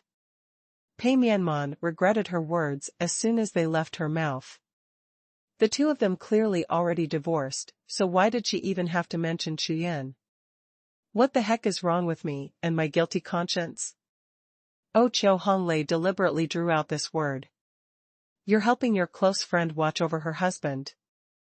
Or perhaps the close friend ended up falling for her husband?" Zhu and was yet again rendered speechless. Pei Mianman looked like she was about to burst. Mosquito Daoist lost her patience. "I don't want to listen to you guys bitch about your love affairs." She rushed straight at Qiu Honglei. Her lantern had really gotten on her nerves earlier, so she had to get rid of this girl first. From his actions earlier on, it didn't seem like Zuan was willing to escape on his own and leave this beauty behind. Qiu Honglei braced herself, not affording herself any room for carelessness. However, she soon found herself in a tight spot. If it wasn't because Mosquito Daoist was slightly concerned about her Empress Lantern, she would have already lost her life a long time ago. Seeing this, Zuan grew alarmed. He immediately drew his sword and rushed over. "Big man, now isn't the time to worry about personal grudges. We have to kill this damned mosquito first." "Damned mosquito?" Mosquito Daoist flipped out. "I will make sure you regret being born with that mouth of yours." You have successfully trolled Mosquito Daoist for 888 rage points. Pei Mianman was shocked when she heard the word mosquito. She had seen Sang Qian's wretched appearance with her own eyes earlier. Back then, Zhu Qixin had deduced it to be the handiwork of someone from the blood race. He had even named some possible aggressors, and one of them was none other than the Mosquito Daoist. Now that she was right in front of her, who else could the perpetrator have been but her? She quickly yelled out a warning. "Be careful. She can suck out your blood essence and turn you into a dried-up corpse." Zhu and was shocked. Big man is truly knowledgeable. I'm surprised she even knows about this. Mosquito Daoist's laughter was sinister. "Don't worry, I'll definitely suck all of you dry later." She stared at Pei Mianman's impressive chest and swallowed. "I'm going to suck you dry in a bit.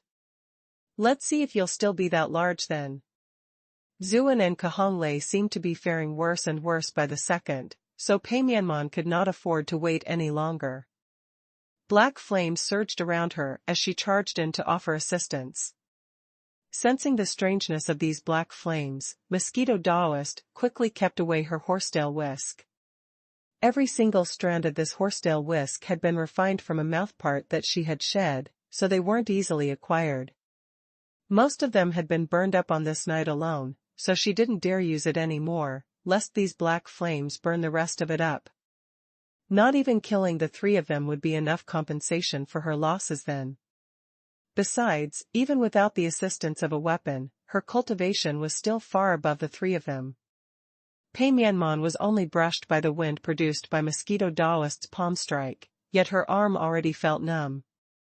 She was astonished. Why is this Mosquito Daoist so strong? Zhu En noticed her reaction.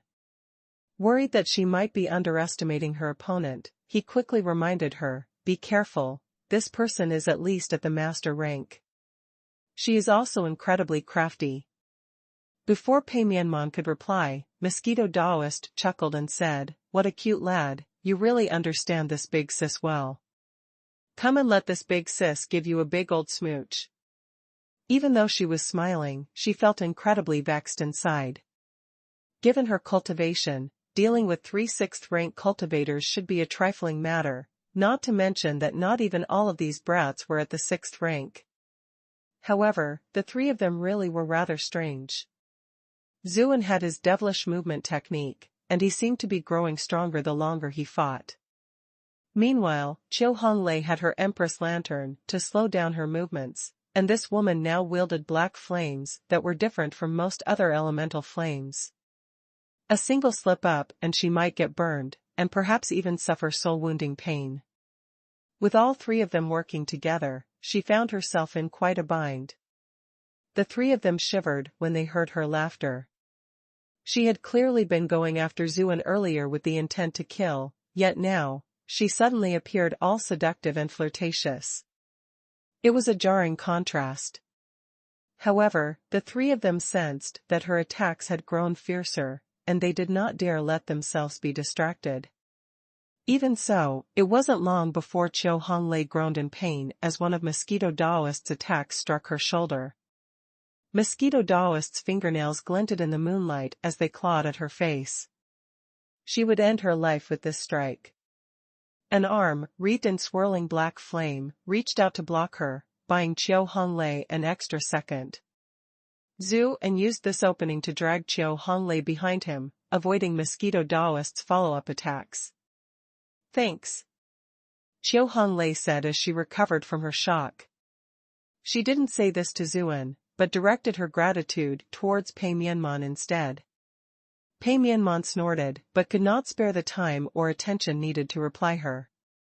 Mosquito Daoist launched a barrage of attacks at her, and she couldn't afford to be distracted at all. Mosquito Daoist felt her anger begin to boil over. These were just 3 kids, yet she couldn't deal with even a single one of them. She roared in fury, and a huge mass of black blood mosquitoes swarmed outwards. All 3 of them were greatly alarmed. Aside from Pei Mianman, who enjoyed the protection of her black flames that the mosquitoes didn't dare approach, the other 2 were immediately overwhelmed by these black mosquitoes. Qiu Honglei fared a little better since she had her Empress Lantern, and could slow down the movements of the mosquitoes, allowing her to evade. However, there was no way she could help anyone else out. Zhu En fared the worst of all. He swung his sword about continuously, striking out with his hand from time, but the mosquitoes were incredibly nimble and elusive, constantly finding openings to bite him. A terrible itch radiated out from these bites in endless waves, which made clear to him that these mosquitoes were poisonous. However, he had no area of effect skills to bring to bear, so there was nothing he could do about it. Seeing his situation, Pei Mianman sent out a sliver of black flame to help him out. Those black blood mosquitoes quickly evaded the approaching tongue of flame, which made things much more manageable for Zhu En. However, this caused Pei Mianman to be momentarily distracted, which gave Mosquito Daoist an opportunity. She did not hesitate, slamming a palm into her chest. Pei Mianman screamed in pain, and a spray of blood left her mouth as she was blown aside. So soft. The lingering feeling made Mosquito Daoist frown. This woman's chest was so large, which helped to cushion her blow significantly. That earlier strike of hers was probably not enough to kill her. She immediately moved in to finish the job. Zhu and couldn't care less about the mosquito bites anymore, and leaped to help Pei Mianman, but Mosquito Daoist struck his sword with her finger, exerting a tremendous force that almost made him drop his sword. Blood gushed out from the webbing in between his fingers. No longer hindered by the Empress Lantern, Mosquito Daoist could finally display her terrifying cultivation. Zhu and was completely helpless. He could only throw himself in front of Pei Mianman and use his own body as a shield. Mosquito Daoist saw through his intentions, and flew into a rage.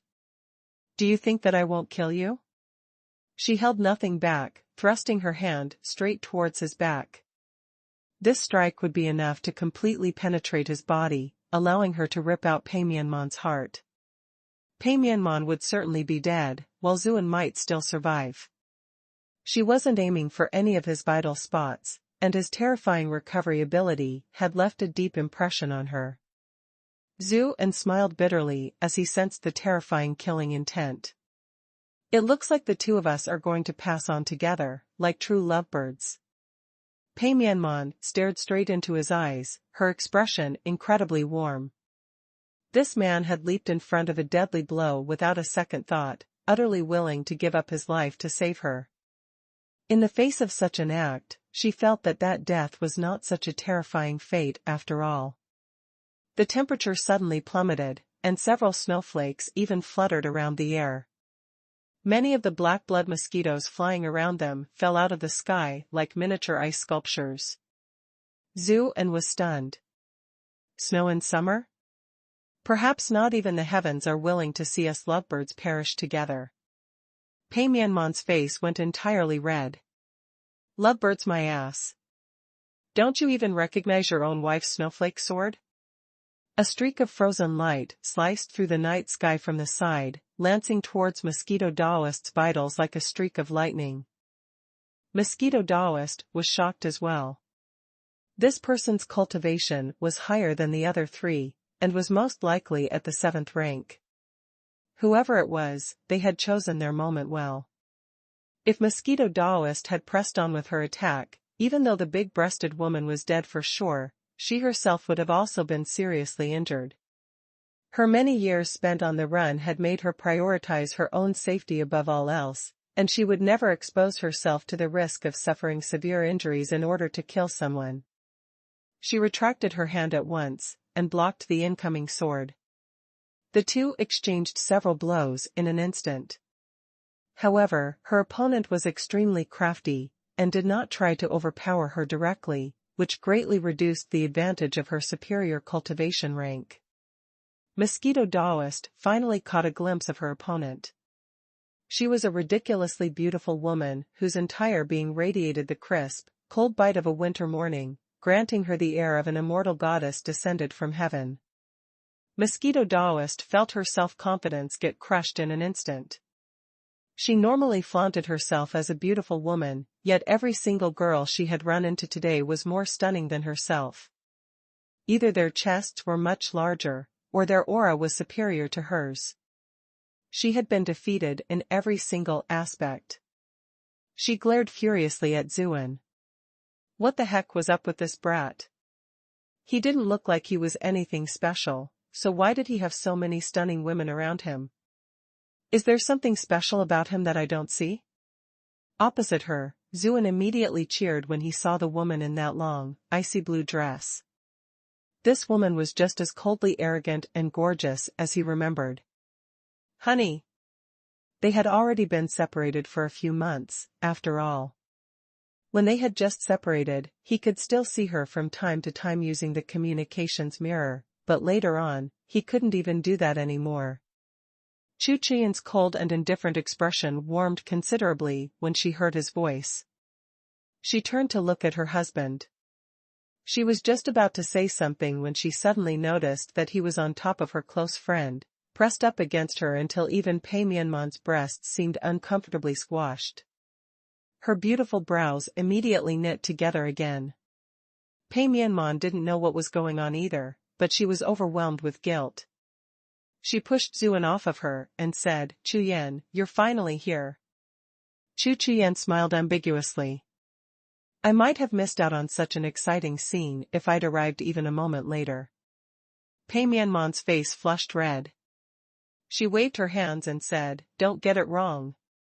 It's not what you think, he did that to save me." Chuyen giggled. Man, this isn't like you at all. I didn't think anything of it earlier on, but now, I'm really wondering if there's something going on between you two.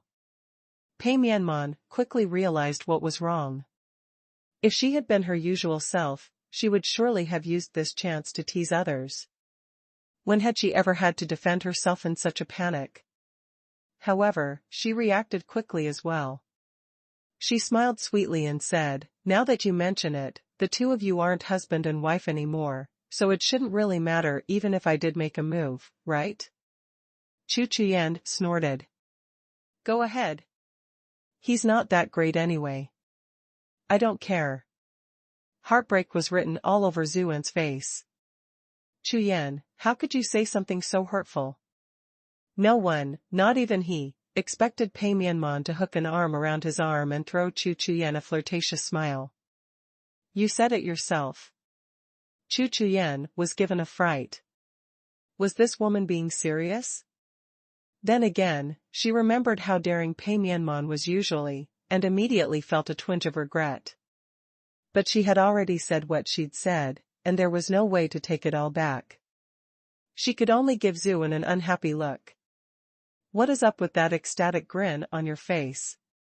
You have successfully trolled Chuyen for 233 rage points."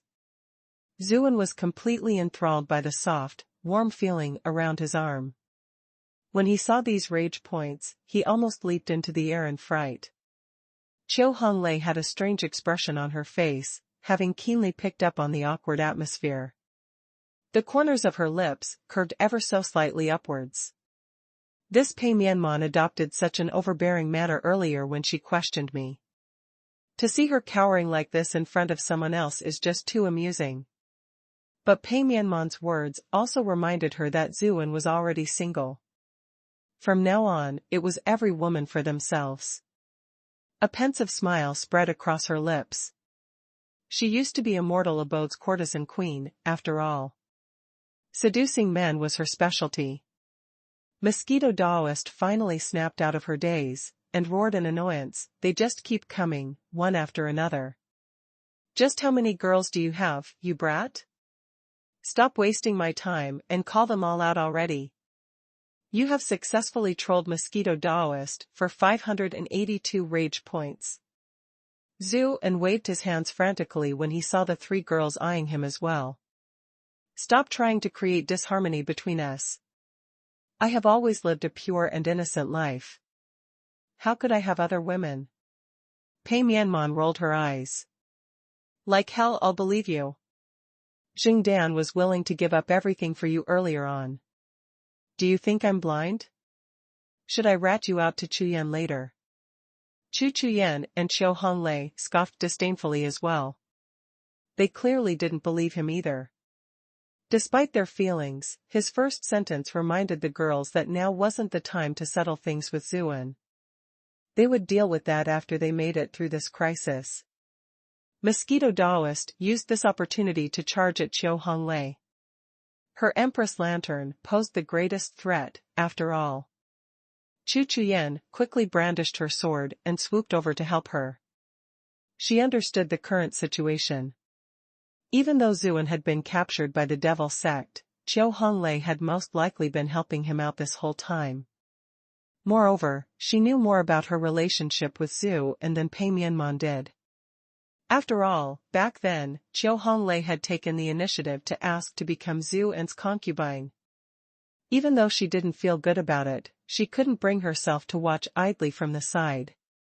"Thanks." Chiu Honglei gave Chuyen a grateful look. "We're all on the same side, there's no need to be so polite." Chuyen smiled, then shifted her full focus to the battle. Chiu Honglei was stunned.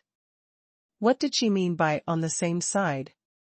In moments, however, Chu Chuyan was soon in great danger herself, and Qiu Honglei did not have the time to ponder its meaning any further.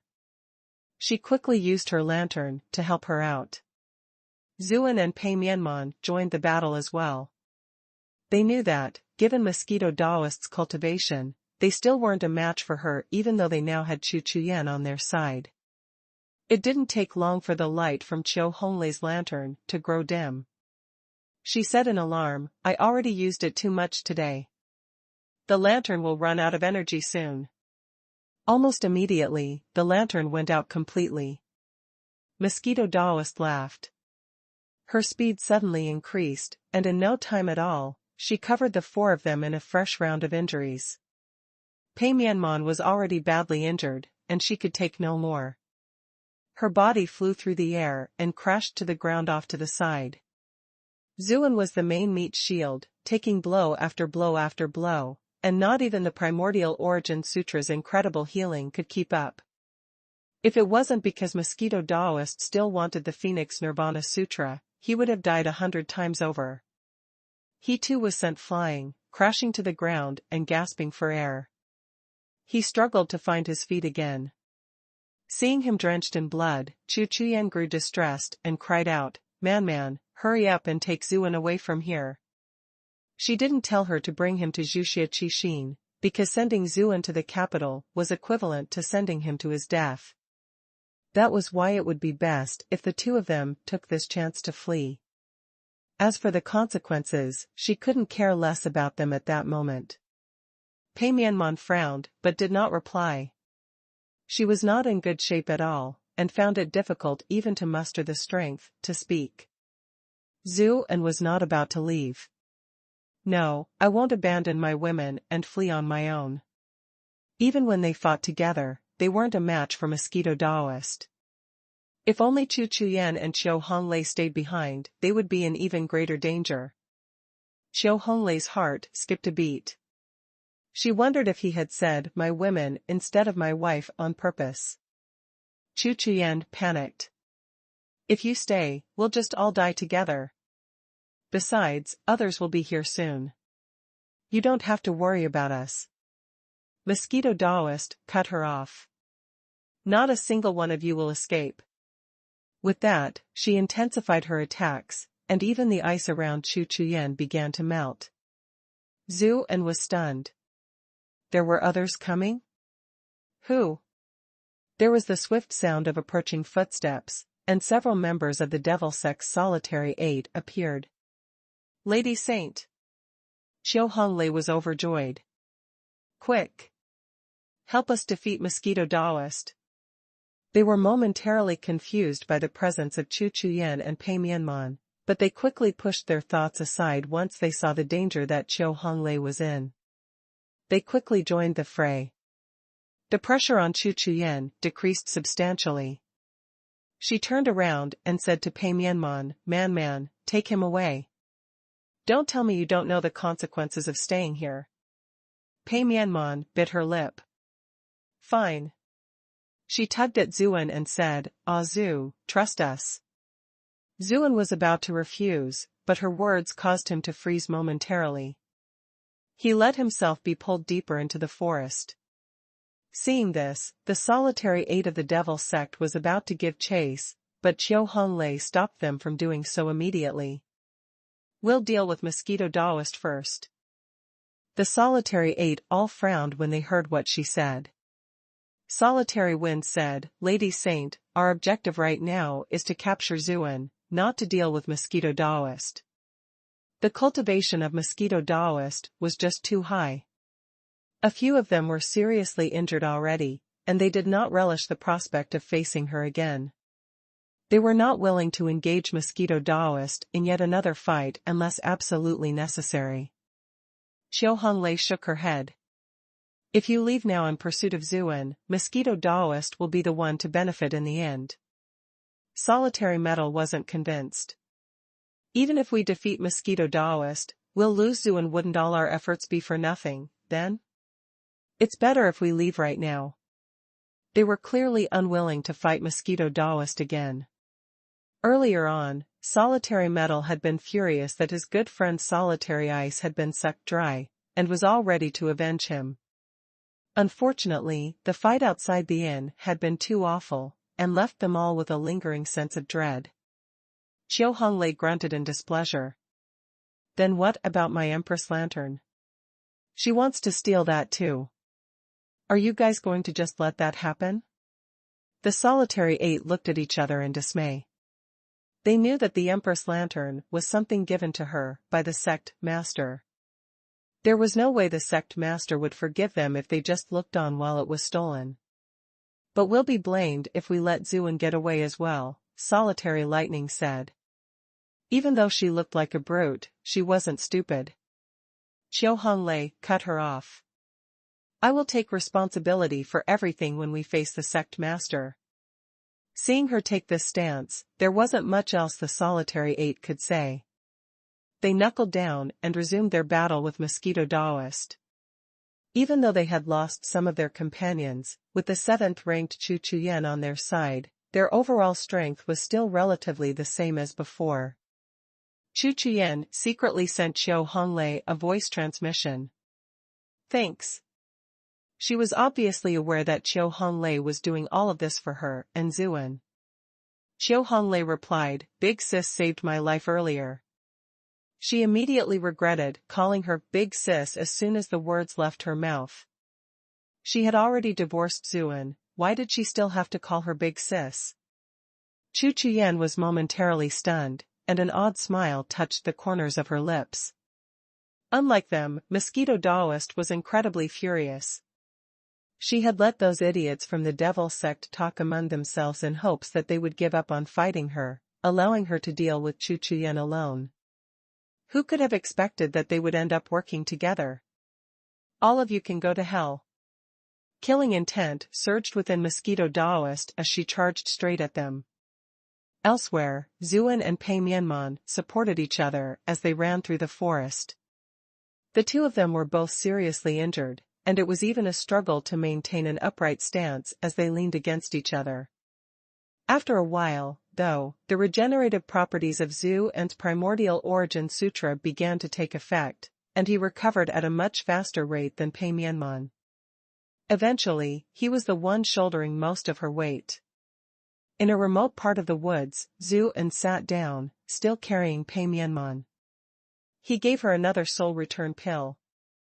Pei Mianman also took this chance to regulate her breathing, and a faint trace of color finally returned to her face a while later. How do you feel? Zuan asked, clearly worried. Much better. Your pills are indeed amazing, Pei Mianman sighed, clearly impressed.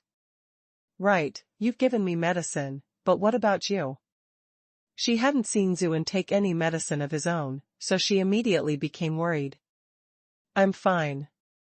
Can't you see that I'm already much better? As he spoke, Zuan flexed his arm, showing off his current condition. Pei Mianman wasn't reassured. She traced her fingers slowly across his skin to examine his wounds. She could sense that the horrifying injuries that he'd sustained earlier were already starting to heal, and her mouth fell open completely. Your body's regenerative properties are really astonishing. Zuan swallowed with difficulty. Please don't touch me like that. He was carrying her in his arms right now, and her thin dress was unable to keep in any of her body heat. Her soft, supple body was pressed against his, and his nostrils were filled with her intoxicating fragrance. It was enough to turn any man into a beast. We're already so close.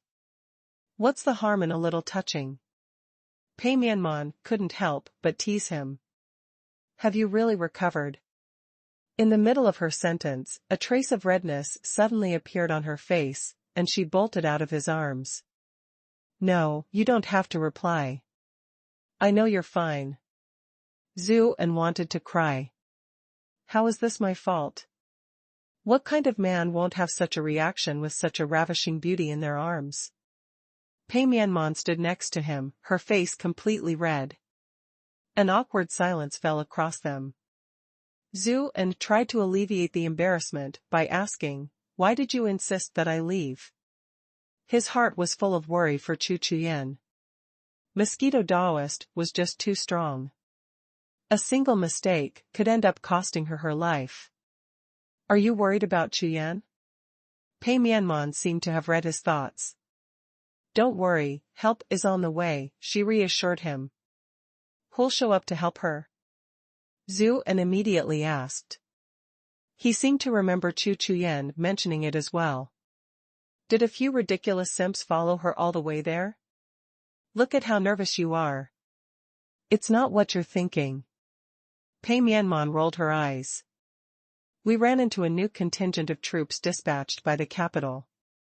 The leader is the chief commander of the embroidered envoy, Zhu Qixin. She gave him a rough summary of what had happened. Zuan's expression grew strange when he learned that Sang Qian had been turned into a desiccated corpse.